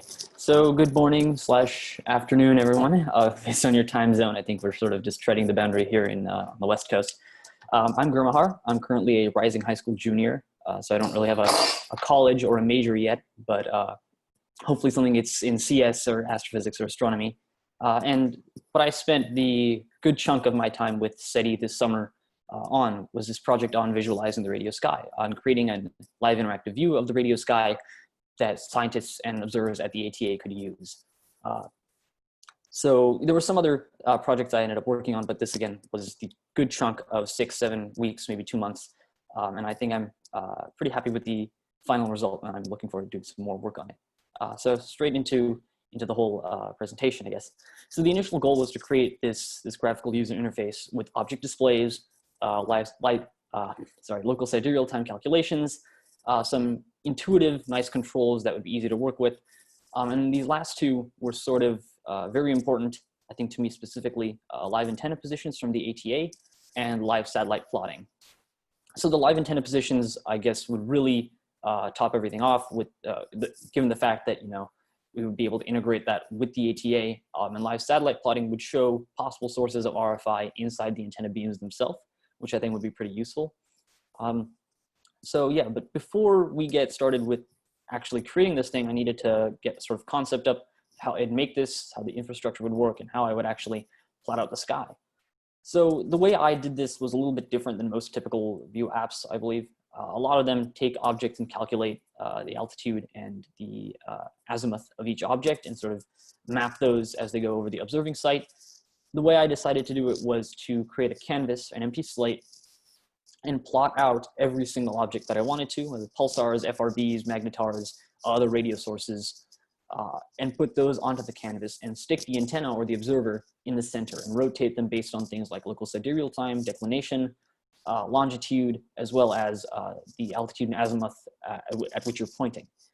So this actually worked out very well for me. And initially, I was very much a sort of a advocate for Python, using it for practically everything. So I tried using Python for this app, and I started to select objects that I wanted to plot out. So obviously my first choice was the 18F catalog, given that it has a bunch of pulsars, and pulsars are pretty important radio objects. As well as that, I added the FRB catalog and various other objects like RATs, the NVSS catalog, Messier objects, and eventually Starlink satellites. But as I tried plotting all of these out with Python, I realized that there were thousands, tens of thousands, 29,000 objects just listed here that are updating every second, if not actually faster than that. And Python really could not handle that, especially with the graphics that were involved. So I was sort of thinking maybe it's time I move over to a different programming language, a different framework, and JavaScript seemed very tempting at that point. But I said, okay, let me just try out Python. Let me, get a first version up. So I spent, I guess, 5 hours in one day working on a Python version, and I'm going to show it on the next slide. It's pretty horrible, right? It's this white canvas. It's got, it's practically indistinguishable. It's really hard to see what this is. So I realized really quickly that Python was not the way to go, and that JavaScript was probably going to be my savior here. And if you are curious what this is it's a sort of plot of the 18F catalog. You can see the galactic band over here on the left as it approaches the center. So I decided to go with JavaScript and learn how to work with that. And I guess a decided advantage of that is that everything's on the web now. So deploying changes would be really easy, so that if I added something else, a new feature, new objects, more accurate antenna pointings, I wouldn't have to have users download a new version. It would all just be on the web and all integrated there. So I started learning JavaScript. I started learning how to do graphics, and I decided to pick up this 3D graphing library called 3.js, and it was extremely powerful. There was a steep learning curve, but eventually, after about 6 or 7 weeks of work, I arrived at this. And this is the current panel, the UI that I have, and I think it sort of accomplishes its goal. You can see on the left, there's some controls that you can fiddle around with, and on the right, there are objects and various other things you can check and create for yourself. So I'll go into a lot of details about this right now. So the current features, as you might have seen on the left side, one of them was time modification, right? It's pretty useful to be able to say what's going to be up in an hour, or, you know, what is going to be up in 10 hours, or, you know, I want to see, oh, that thing passed the horizon just 2.5 minutes ago. Let me, you know, go modify that. So that's pretty useful.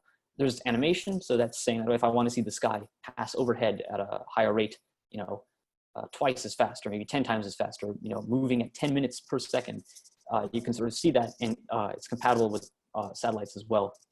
And I'll admit, I've probably spent too much time just watching stuff move across the plotter. It can get pretty addictive. All the objects that I have on the right side are instantly toggled on and off if you check them. And as we get to the NVSS catalog, I should probably mention that instant is, in the sense of the programming world, about as instant as it can get. The NVSS catalog loads in a lot of objects, so it might take a second or two, but it gets better as you load in more and more. One thing I really found was useful about the NVSS catalog is that it came with flux density labels. So I thought, well, I can probably create some sort of input to adjust the minimum flux density. So if you see on the previous slide, there's this slider down here, and you can see that the sort of flavor text or text on the side of the catalog shows you that the objects it would display are greater than 0.2 Janskis in flux density.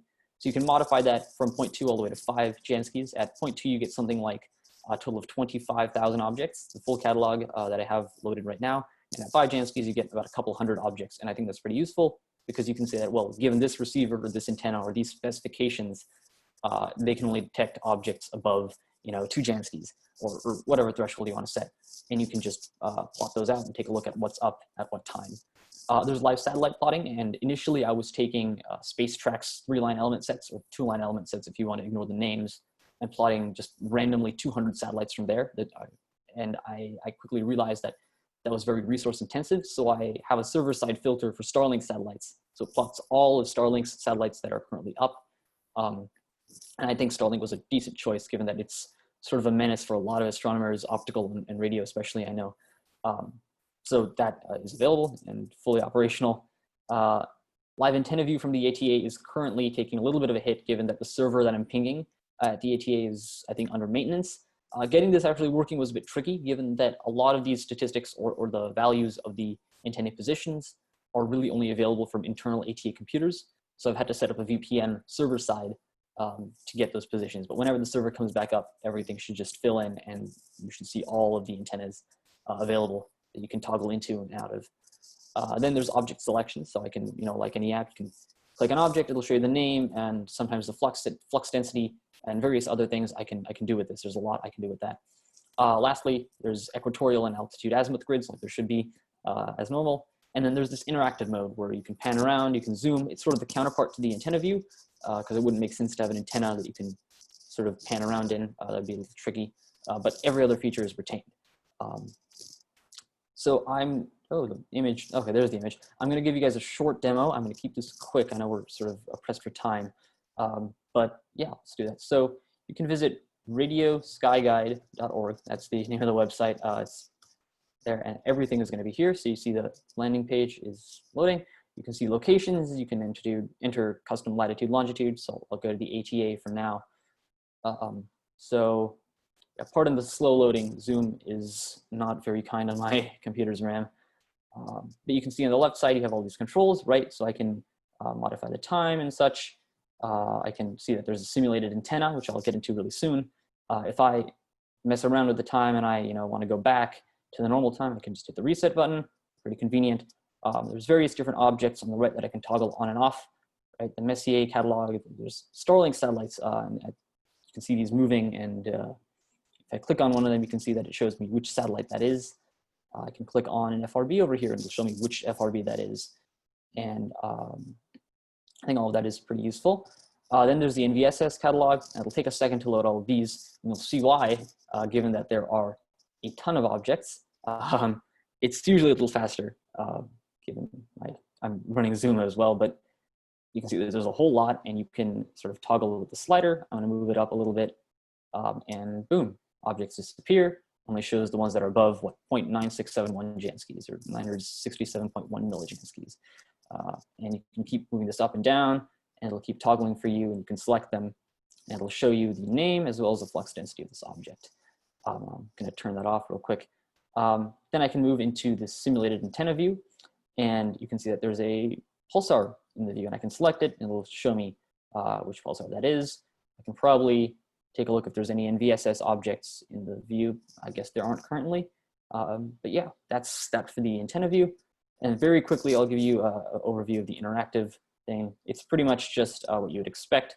Right? I'll give you some sort of warning notice, and it'll allow you to pan around, move, etc., zoom in, and see other objects. So yeah, I think that's pretty useful. You can reset and such as normal. So that's that for the demo. I guess I'll get back to the rest of the presentation. If it can load in, there we go. So the future plans I have for this is to add some more flexibility to the objects. User uploaded catalogs, dynamic important objects, right? If I had that section for important objects that had, I think, the crab pulsar, the brightest pulsar in the northern hemisphere, and as well as the soft gamma repeater, that's the link between FRBs and magnetars. So I had those 3 objects in there. But I can probably add more, some sort of search index saying that I want to search for this one pulsar and add that to the labeled section. Adding that would be pretty neat, I think. Displaying where the antennas are pointing on the full overarching view of the sky, right? Saying that, well, this antenna is pointing at azimuth 90, altitude 45. So just have a little circle there showing the FOV on the overarching view. Object searching is pretty useful as well, right? If I'm going to search for a specific pulsar or an FRB, and then I'll hit enter, and it'll select it for me on the sky. That'd be pretty useful as well. And then optionally, I could increase the sidereal time precision, because when you zoom in to a certain magnification, I guess you could say, things start getting very choppy with the 1 second intervals. So maybe in that would be better to increase the time resolution. And I guess one other possibility would be to integrate this with actual ATA observations, that someone could select an object on this front end, and that would send a signal or some sort of information to the ATA and say, hey, observe this object, or something of that sort. I haven't really thought through the exact details for that, but I think that would be a pretty neat thing to have. And lastly, I need to do some back-end cleanup, increasing load speed, remove redundancies, and I have to get rid of some quote unquote bad code I have. I use some not so great conventions for JS. And this sort of, I realized a lot about ensuring the quality of your code stays good. I think just a couple nights ago, I was testing out the demo and my presentation and such, and my entire satellite view just crashed. It just stopped working, and that was due to some conventions that I had that I needed to remove. So back-end cleanup is something that's very high on the priority list for me. So thank you for your time, everyone. I really appreciate you guys listening to me. Special thanks to Weil for all of his guidance and suggestions and his immense help. I mean, this idea was initially his. I had cold emailed him sort of at the beginning of the summer asking if there was anything I could do to help out, and he was really on board with getting me involved. So thank you for that, Weil. I really appreciate it. And this has been a great summer. Thank you to everyone else who has been so supportive and awesome this summer. I really enjoyed it, and I look forward to doing more work.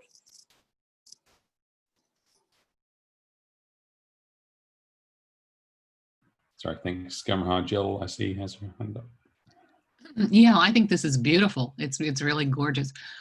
When you did the antenna view, did you just go out to the full width half max? And is there a frequency dependence? I am not sure at the moment. All I'm doing for the antenna view is just reducing the FOV to 2.4 degrees. That's what I believe it is, but other than that, there's not much else. Well, it changes with frequency. Oh, I see what you mean. Okay, I'm not sure about that. I'd have to look into that. Thank you for mentioning that. Anyone else have one more quick question? Okay, if not, then let's move on to Shane. All right, let me share my screen.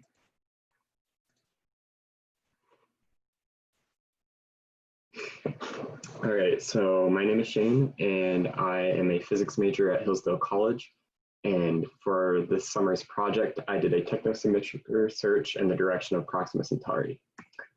And we chose Proxima Centauri because it's the closest star to Earth, only 4.2 light years, and then it also has a planet, and so it makes it the closest exoplanet to Earth. And that planet also happens to be in the habitable zone, so it's a very interesting SETI target. Another thing that makes it interesting is Breakthrough Starshot. They plan to send a gram-sized laser-propelled spacecraft to the Proxima Centauri system to take images. And so the data that we used for the observations of Proxima Centauri was from the Parkes ultra wideband frequency receiver. And so that's from 704 megahertz to 432 megahertz. That should not say gigahertz. And we did the same observation style as in Price et al., where we do on and off for RFI rejection.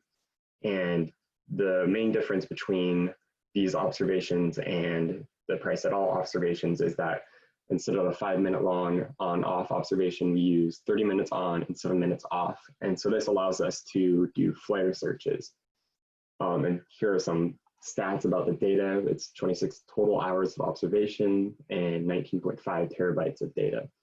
And then here are some figures comparing the cadences of Price et al. And our observations. And so the search for technosignatures in the data, we use Turbo SETI to search for narrowband Doppler shifting signals, which is a characteristic we expect to see from transmitters that have a non-zero radial acceleration relative to Earth. And this also includes satellites. And so we did an initial search of plus or minus 3 hertz per second, but we did some later calculations using equation from Sheik's paper, and we found that plus or minus 3 hertz per second didn't quite cover the entire range because this is frequency dependent. And so we did some secondary searches of plus or minus 4 and plus or minus 5 in the higher frequency ranges. And basically the higher drift rate is caused by, or the higher than expected drift rate is caused by the really small orbit of Proxima b around Proxima Centauri, about 0.05 AUs. And so here are some results from Turbo SETI. We call them hits, and hit is just defined as any narrowband signal that's above a signal to noise threshold of 10 and in the drift ranges that I specified earlier. And so it took over a month of continuously running Turbo SETI to complete this chart. And we can see that our results kind of coincide with what we might expect. These are RFI ranges. And we're looking for basically alien RFI. So we would also expect to pick up Earth RFI. And these frequency ranges are from a list created by George Hobbs, and he's a researcher at Parkes. And so after we got all the hits, we ran them through a thing called the find event pipeline. And this just finds hits that are only in on observations. And because our observations were a little bit longer than the usual 5-minute on, 5-minute off, we set the cadence length to 4. So A, B, where A is on and B is off. And we reduce 4 million hits to about 5,000 events. And here's a log Y plot of that.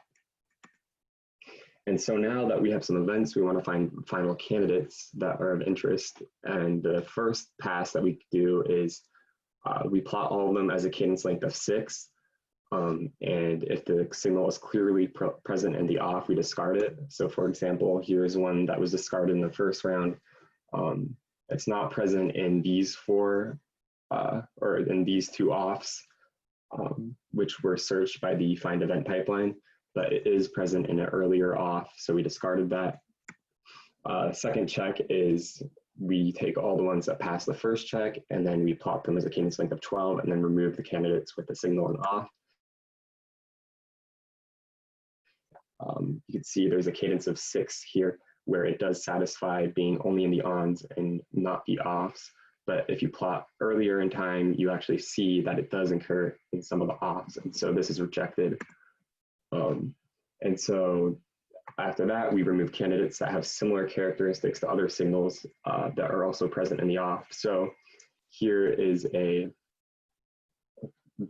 pretty interesting candidate. It's only in the ons, but there's another candidate that has some stuff going on in the offs that is very close in frequency range, and also this has the same sort of profile shape. And so we rejected this signal as RFI. And then a last check that we do is flag events that are in range of known transmitters, especially satellites, because they do have a non-zero radial acceleration relative to Earth. And so here is an example of satellite RFI that we rejected. This one is particularly interesting because you could see two signals that are apparent in most of the ons, but none of the offs. But then you see another two signals. I don't know how well this shows up on Zoom, but they're only in the offs. So what I think this is there's a satellite that's in the direction of Proxima Centauri, and then there's also another satellite in the direction of 1421, 490, which is a quasar. And so here is the most promising candidate that we found. It's pretty bright. It's not like fading in and out. So it does look like if it was ground-based RFI, we should be seeing it in the offs. But it's likely some sort of aeronautical radio navigation satellite, according to the SEC and Australian Radio Frequency Plan. It doesn't quite occur in the range that the radio navigation satellites are, but different countries have different plans and different frequency ranges where satellites emit. So it might just be something that's not listed by the Australian Radio Frequency Plan. And so some general conclusions to take from this research is that Proxima Centauri is radio quiet for now. There's still lots of searches that can be done in higher radio frequencies, and then the whole electromagnetic spectrum can be searched, such as optical laser lines. And also, I want to say a huge thank you to everyone at the Berkeley SETI Research Center for giving me this great experience despite the conditions. And if there's any questions, I'll take them. Thanks. Go ahead, Pete. Yeah, thanks, Shane. Very cool. One of the things, without getting into a lot of details, is how much data have we taken on Alpha Centauri A? I am not sure of that.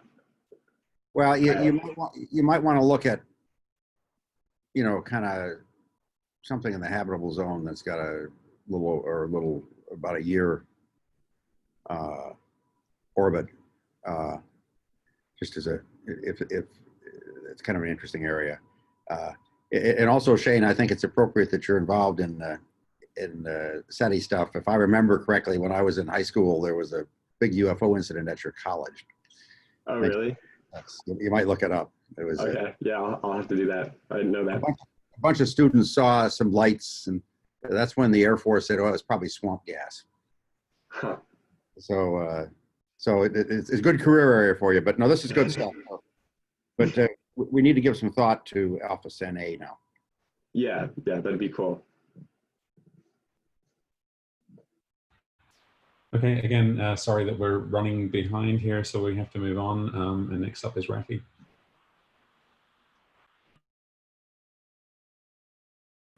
Yeah, let me just share my screen.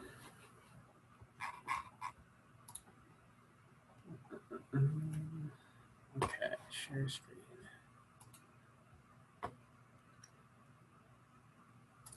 Oh, I gotta start presenting. There we go. That should work.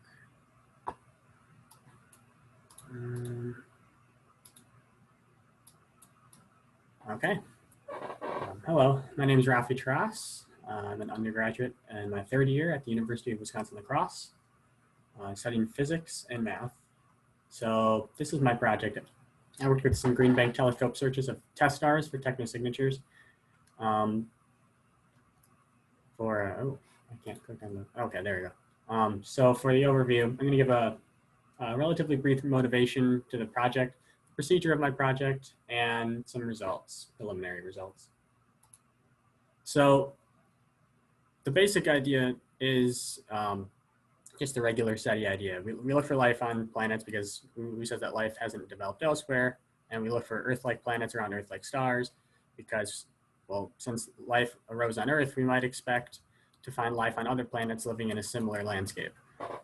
Such planets are called candidates, and there are NASA missions purposed with finding these candidates, notably of recent the TESS mission. And as Piper was saying before, TESS is a satellite that looks for candidates by watching them pass in front of their host stars, kind of like, I guess, in this artist's rendition you're seeing happen right now. But TESS is an all-sky survey, so it can look for multiple transits at a time. So we have a really good idea as to like the conditions under which intelligent life may exist, but now we have to move on to finding the intelligence part. So usually we look for searching for a characteristic. The method we use is to search for the characteristic of intelligent life, which is technology.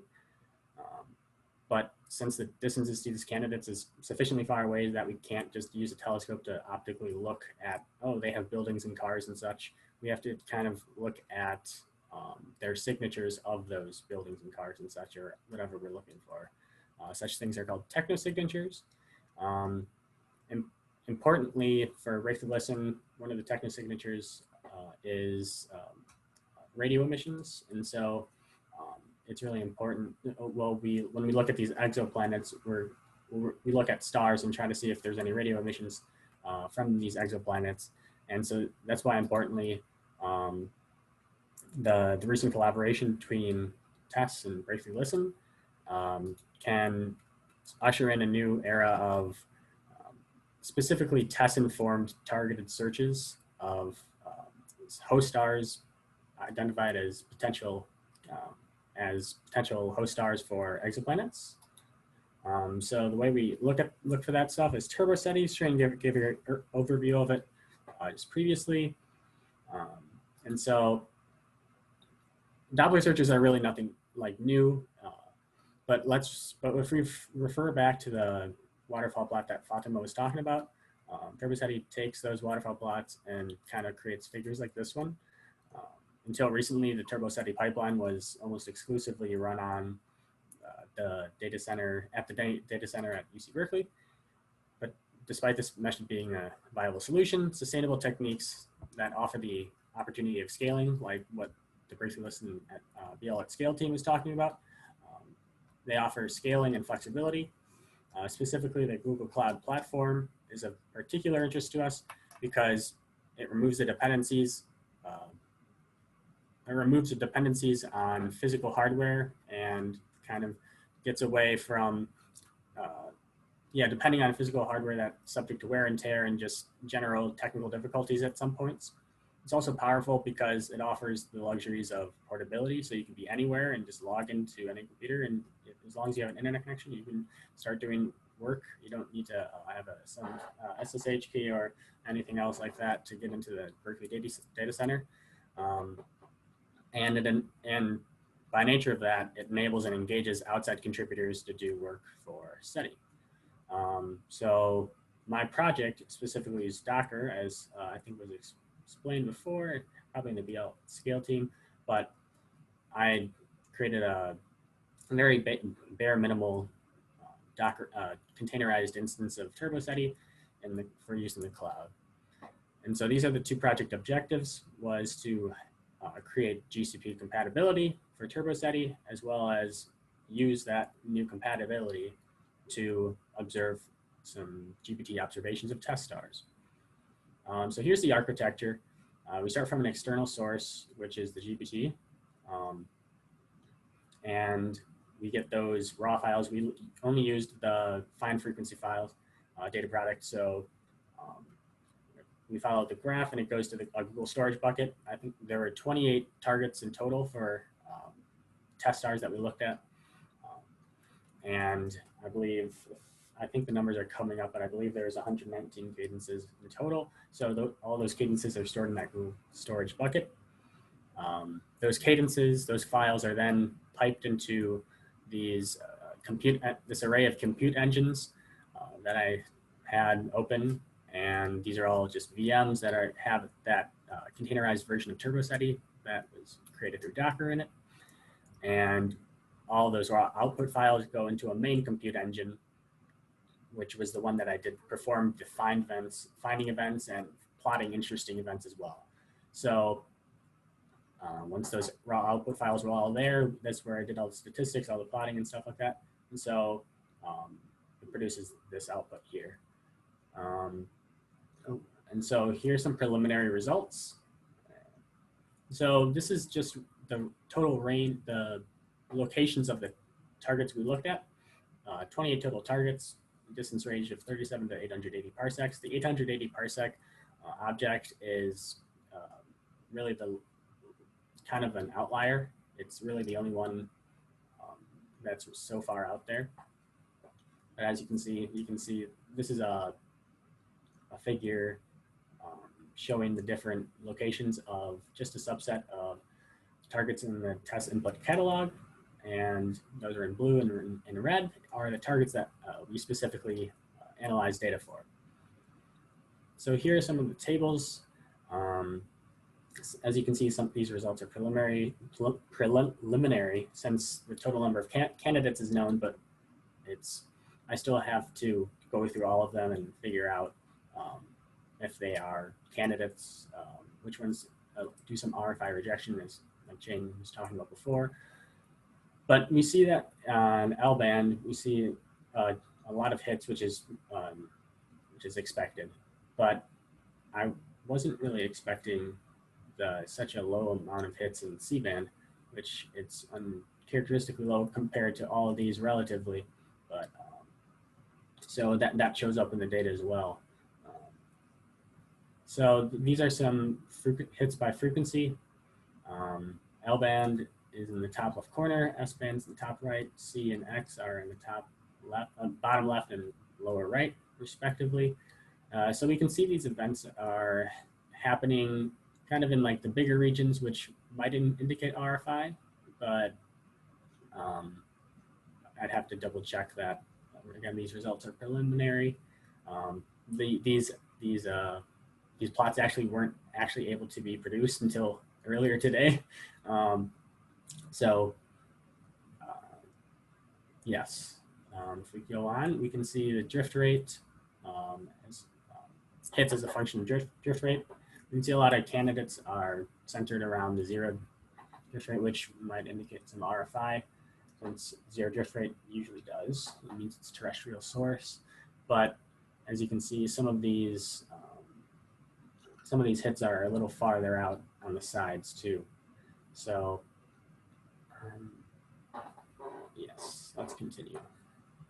This is an SNR. Ooh, I'm not really sure what happened over here for S band, but oh, I didn't think X band is down so far.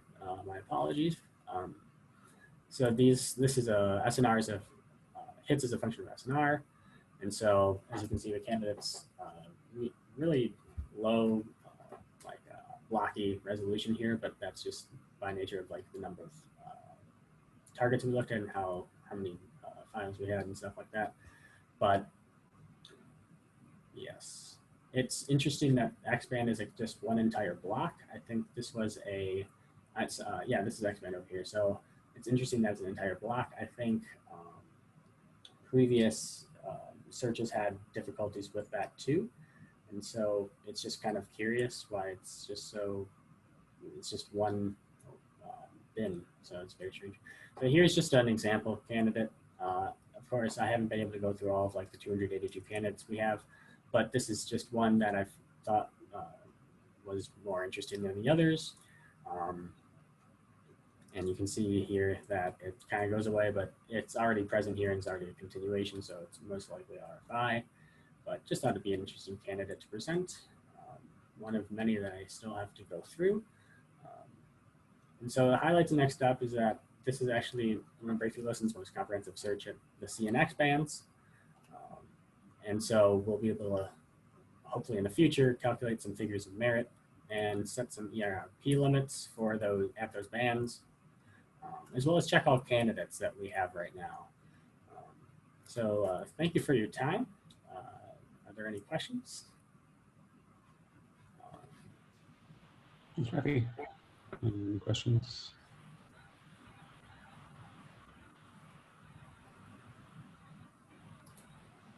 Okay, if not, then let us move on to Ellie.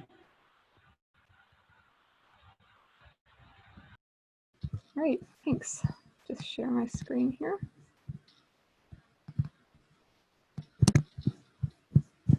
Okay, sorry, let me try and share my screen. I apologize.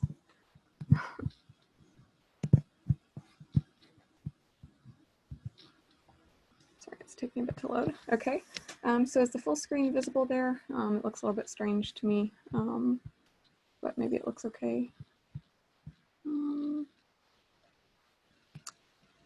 Okay, so I can't tell.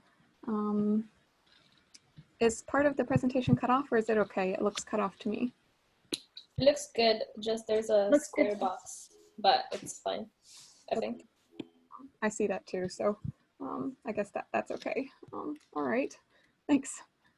Okay, so my name is Ellie White. I just finished my second year as a physics major at Marshall University. I worked with Steve Croft, Alex Pollock, and Derek Kozel to implement GNU Radio at the Allen Telescope Array. So just to give some brief background, I think all of you are probably familiar with the Allen Telescope Array, which is operated by SETI Institute and consists of 42 6-meter dishes. So another thing that a lot of us interns have been introduced to through the summer, which I've had the good fortune to work on for several years, is called GNU Radio software. So it's a free open source toolkit for digital signal processing that comes with a user-friendly customizable interface. It's really useful for a lot of applications. So GNU Radio and SETI communities started collaborating last year, starting with kind of a hackathon at the ATA. So the goal this summer was to kind of build on those initial connections to implement a GNU Radio control system, a data acquisition system at the ATA with kind of ultimate aspiration to provide a user-friendly interface for members of the GNU Radio community, ultimately educators, scientists, and students on site. So a lot of what I did this summer was to work on developing a GNU Radio module consisting of several blocks called GRATA for controlling the Allen array. So just to give a brief overview of kind of the blocks that I developed. So GRATA module consists of 4 blocks. Start off the control block, basically kind of conducts the observation. So it does the initialization steps, things like setting the frequency, making sure that you have permissions to observe and so on. It then tells the antennas, directly sends commands to the antennas as kind of a wrapper over top of functions written in Python that tell the antennas where to point. So it actually the observation blocks next, which I'll talk about, are the track scan block and the on-off block. These 2 blocks actually send commands to the control block and tell it kind of how to point the antennas. The track scan block basically serves to tell the control block to point the antennas at one source and track there for a while.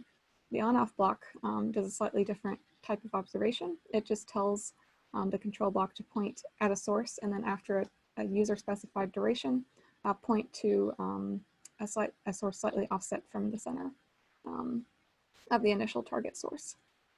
So in addition to these blocks, also developed an IF switch block, which is very simple. It just sets switch in the IF system so that the USRPs, which I'll describe here in a moment, their data acquisition hardware, will receive data properly from the array. So that's kind of what I spent a lot of my time working on. Did a lot of kind of debugging and a lot of kind of testing to make sure that these are actually safe for observers to use and that they make sense.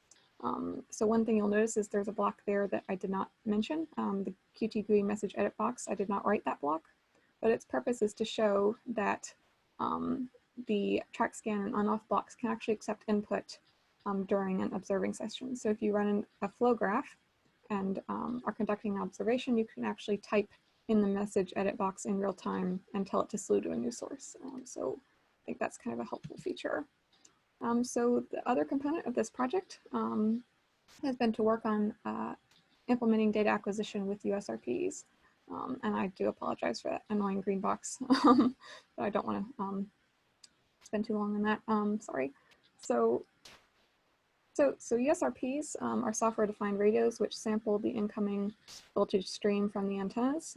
There are 2 currently installed at the ATA, an EDIS N320 and an N321. So each ATA antenna, like most many radio telescopes, is capable of observing with 2 polarizations. So each USRP has 2 inputs, which basically means we can connect either 2 antennas with both polarizations or 4 antennas with 1 polarization each in order to observe. So GNU Radio handily has a USRP block built in that allows us to process each polarization or each input as a separate data channel.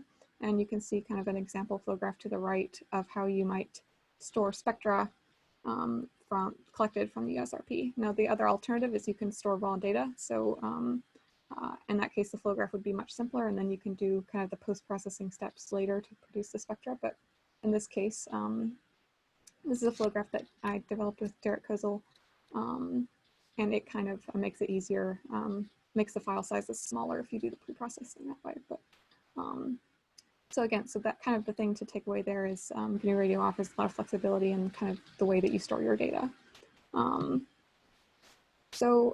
I did want to share this. I thought it was pretty cool. This actually, just this week, the USRPs only arrived kind of a few days ago, maybe over a week now. But had the good fortune to get to do run a first light kind of test over the past few days, and collected this what I think is a pretty neat observation of the H1 line towards the galactic plane. So you can see on the left is the data that we collected at the ATA, and on the right is data that I wanted to use as a comparison from the lab survey. And you can see that the velocity with respect to local standard of rest on both plots, they extend from -100 to about 0 in both cases. So calculating the conversion between the frequency to the velocity with respect to local standard of rest is also something that I spent a good bit of time on this week. It was quite an interesting exercise to enable that to be plotted in GNU Radio as well. Yeah, so to move on, I know we don't have much time, so I'd like to wrap up. Just to go over some conclusions. So it's becoming more and more obvious that GNU Radio is an extremely useful tool for the radio astronomy community. And we hope that implementing GNU Radio software at the ATA will open up lots of opportunities to engage new communities in SETI and radio astronomy and build lots of connections. The framework that we've developed with GRATA can be built upon to create kind of a robust control system and backend for the ATA. One thing I did want to point out is the USRPs are not currently the primary backend for the ATA. They're kind of in the development stage, which they could be expanded if more USRPs could be purchased. But I did want to mention that. So next steps, obviously this is just a starting point, and there's lots more that we could do. There's always more features that we could add to the control blocks. I'd especially be interested to add more kind of observation type blocks to allow observers to have more options. Some that I've thought would be useful would be like a DAISY map block or a raster map block to allow for those different types of observations. So that's a nice thing. You can write basically any type of search algorithm, or sorry, kind of control pattern that you want into a GNU Radio block and have it be able to connect and interface with these that we've developed as part of GRATA. So it's kind of a nice flexibility. So just generally, more development on the back end side. So there's obviously lots we could explore in terms of developing a beamformer block and other possibilities for data processing. So finally, I think this is a really exciting next thing that we want to do is test out GRATA capabilities, basically test out GNU Radio at the ATA with educators, students, and especially members of the GNU Radio community, and have them actually take some observations. And we hope to kind of put a foot forward on that by giving several talks and a workshop at, a talk and a workshop and potentially a poster at the GNU Radio Convention conference, which is coming up here in September. So with that, I just wanted to say a big thank you to everyone. The summer has been really wonderful. I've tried to list a lot of people here who have had a huge impact over the past several months, but there's no way I could possibly do that. So just thanks to everyone. Really appreciate it. Thanks, Ellie. Anyone have questions for Ellie?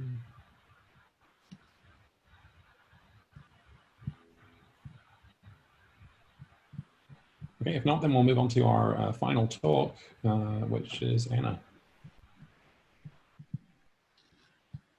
Maybe I'll just share my screen. can you see my whole screen? Yeah. So thanks. I'm Anna Zuckerman. I'm a student at Brown University studying astrophysics and geophysics. And this summer I've been working with Howard Isaacson on a search for laser technosignatures in optical automated planet finder spectra. And I first wanted to motivate the idea of a laser signal search. As all of us here know, SETI is often conducted at the radio, but the idea of using optical signals has been around for a while.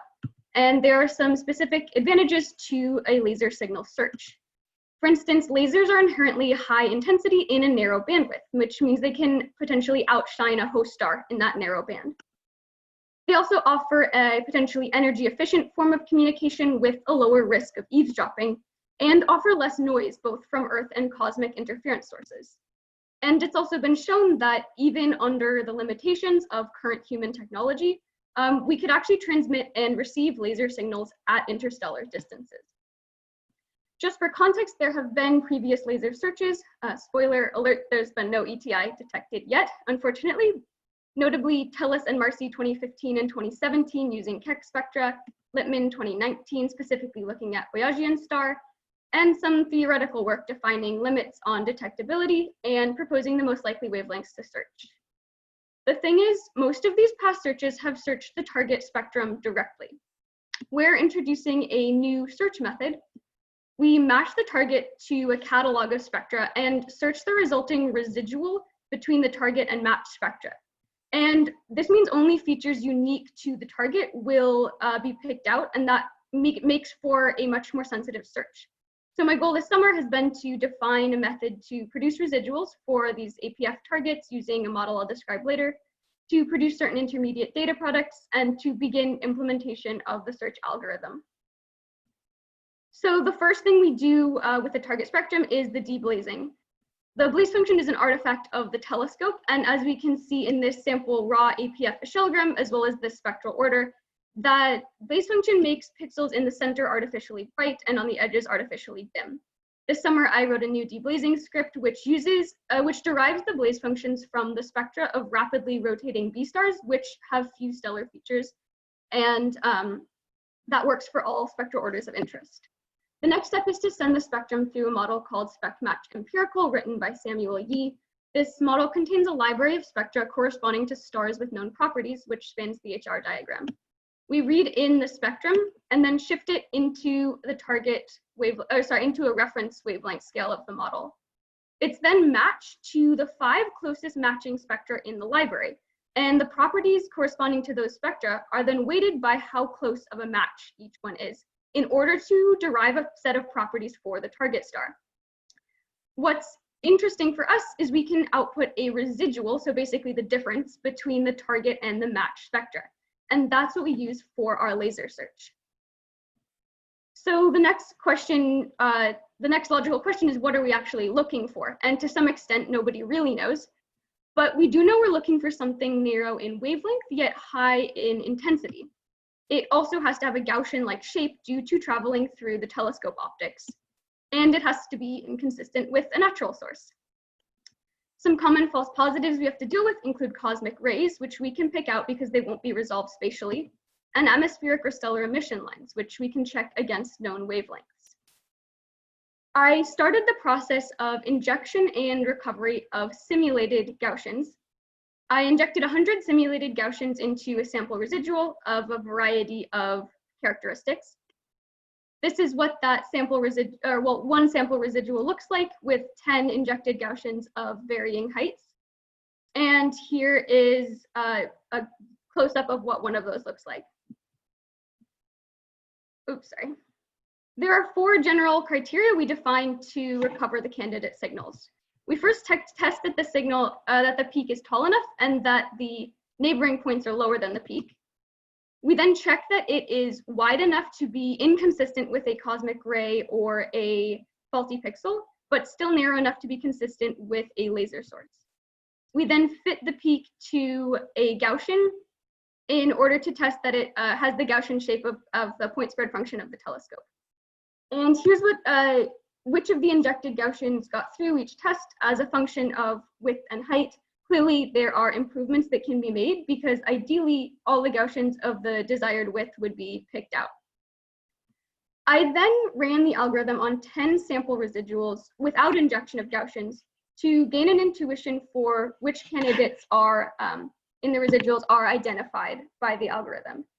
And here's what that looks like as a function of the different criteria. And as we can see, each tier narrows the candidates until in this case 12 are flagged for visual inspection.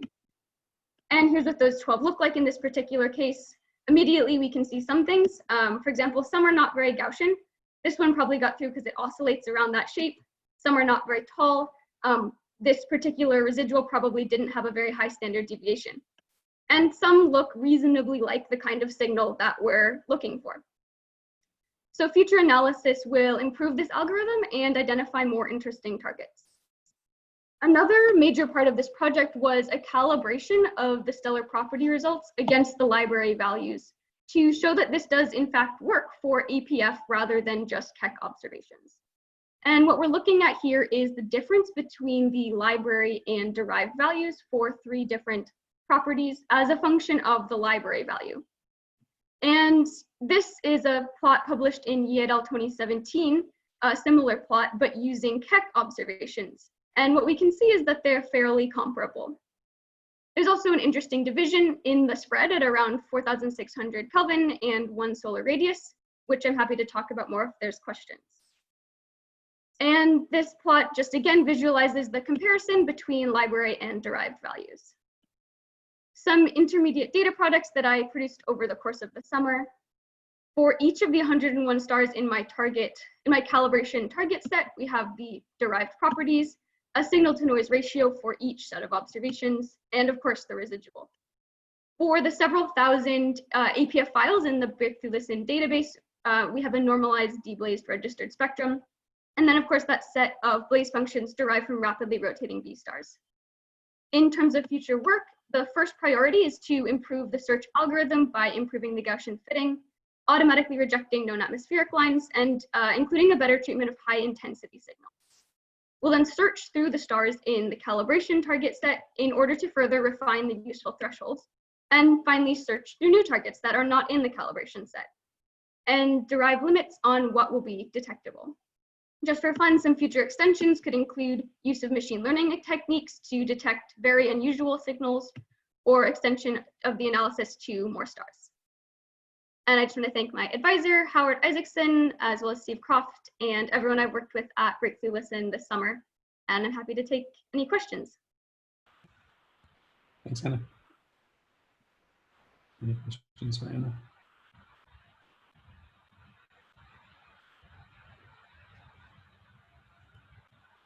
Okay, well, if not, then I want to thank all of the interns, and I just wanted to hand over to Dr. Pete Borden, who I believe would like to also say a few words.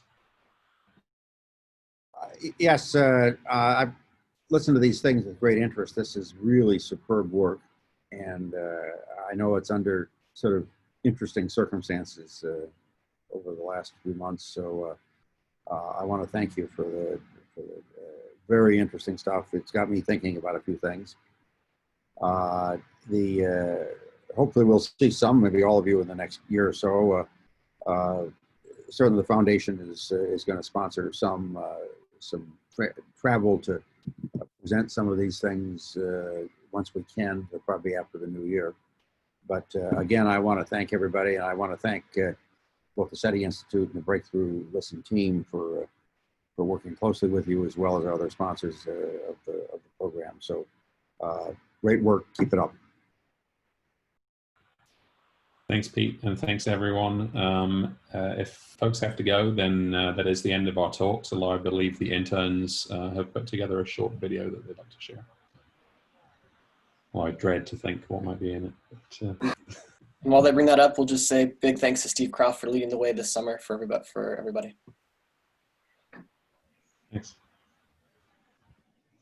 Yeah, so I guess I will bring the video up. So this is actually Max's idea. Let me see if I can coordinate this. can't talk and move a mouse at the same time, apparently. Okay.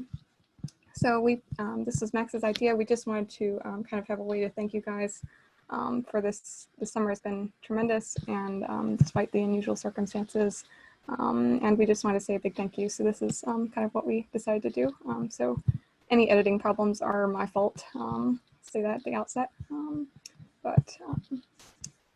Anyway, if you can't hear it, just let me know. There's a no sound at the beginning, just once people start speaking.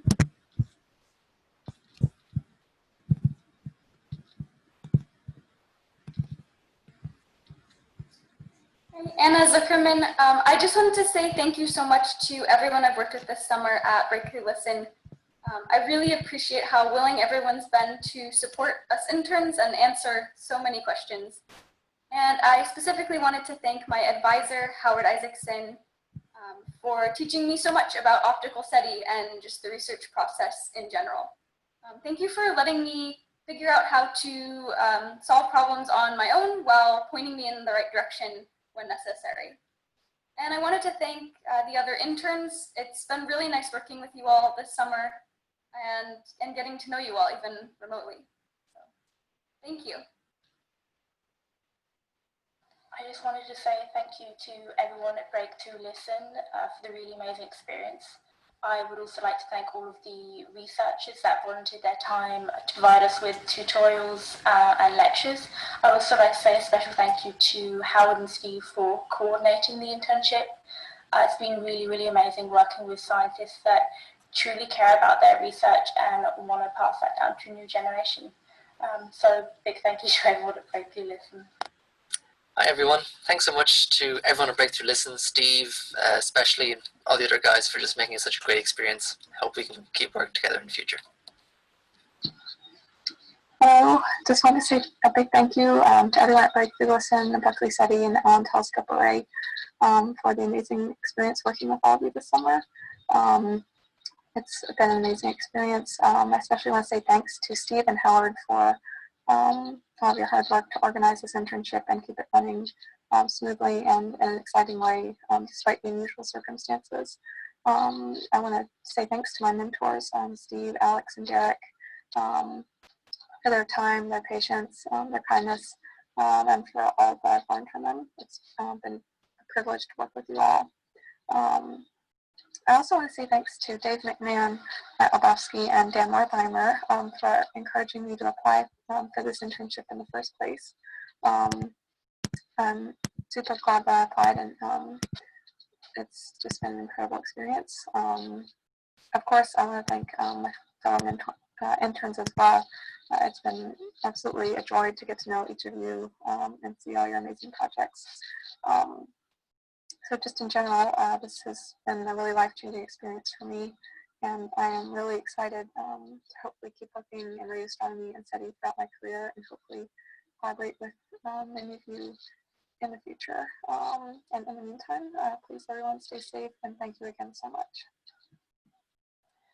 Hi, it's Fatima. I just wanted to say thank you to my teammates and mentors at BL at Scale, especially Steve, Andrew, Yuhong, and Peter, and others.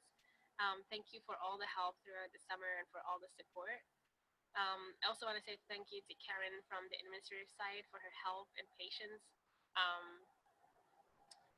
I hope we get to meet someday after this is all over, and until then, I wish you a lot of good health. Hi everyone. I want to take this chance to say a couple thank yous. First and foremost to Weil, thank you for taking the time to meet with me out of the blue and get me on board with the team. I had cold emailed Weil at the beginning of the summer, really out of the blue, and from there it's been really amazing working with everyone here. Secondly, thank you to all the interns as well. I joined in on everything a couple weeks late, but everyone here was really kind and gave me great feedback and support throughout my entire project. I really enjoyed the summer, and it was great building something that seemed to be useful and helpful to everyone here. I wish all of you the best of luck in your future endeavors. Thanks again, everybody. I really appreciate it, and I really enjoyed the summer. I just wanted to take a second to thank everyone who made this summer possible, despite all of the adverse circumstances. I'm just so grateful I had the opportunity to join this amazing community of researchers. Steve and Andrew, thank you so much for building this program. And Vishal, this has been a really impactful and exciting summer for me. And I could not have asked for a better mentor. Thank you so much for all of your guidance and for allowing me to be a part of this incredible work. I absolutely cannot wait to continue working with you all. I want to thank Dave McMahon and Daniel Check for being such great mentors, the entire Breakthrough Listen team for putting in the effort to make this internship still happen, and for making it a educational and constructive summer. It's been fun. Keep searching for aliens. Hey, I just want to say a quick thank you to everyone at the lab that has made this virtual experience as great as it can be given our current circumstance. I want to say a quick shout out to Steve for helping me getting through this kind of precarious journey in the beginning. Very unconventional way of working with the team, but I was super thankful for getting me on board. Also shout out to Andrew, who has kind of supported me through the process and getting me working with the team. Shout out to all the mentors at the BLAT Scale team, Taryn, Walter, Diego, who has graciously spared their time to help us with all the ML troubles that we had, kind of reading through the papers and all that issues, and so that was great. And lastly, shout out to Cherry, who has graciously given me her time on guiding me through doing proper research and doing good science and making good outputs. And so thank you to everyone at the lab for this great summer. Looking forward to working more with you guys in the future. So thank you. Thank you so much, Howard and Steve and the rest of the Breakthrough Listen team. It's been an amazing summer. I've learned more than I could have ever imagined at the beginning of the summer.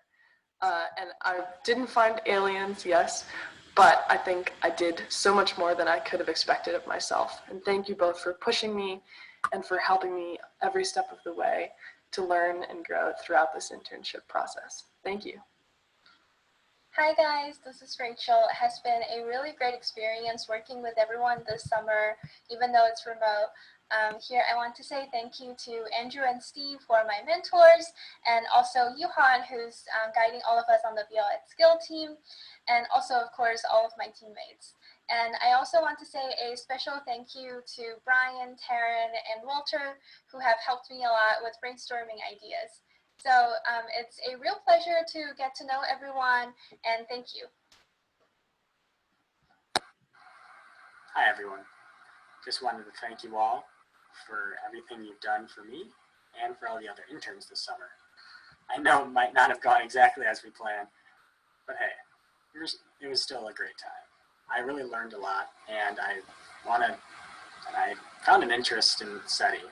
So maybe I'll continue working in the future, but I just wanted to say thank you for the amazing time. I really enjoyed it. I'd like to thank everyone on the Breakthrough Listen research team, and especially my mentor, Danny Price.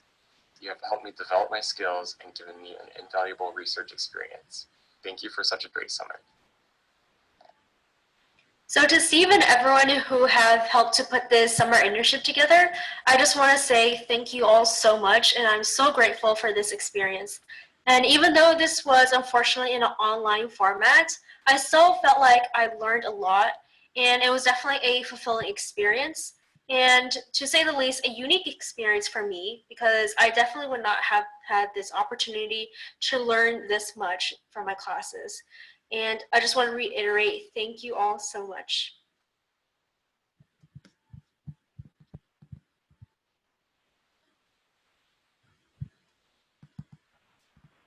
Oh, sorry. Yeah. That's okay. Well, thank you all. I mean, really, like, the pleasure has been all ours this summer. It has been incredible seeing you all work together. The great stuff that you've done. Thank you to all of our audience for sticking with us, even though we've gone an hour over time. But I think that's just a sort of testament to how much exciting stuff our interns have been working on that they really just couldn't wait to share with you all. So thank you very much. You know, maybe again, as Pete said, sort of at some point we can all get together somewhere and sort of share this excitement in person. But it's been fantastic to share the summer with you virtually, and wish you all the best in the next steps. Thanks everyone, really appreciate it to everybody. That video was very touching and moving. Thank you very much. Yeah. It was a real pleasure. And hope to see everyone in person at some point.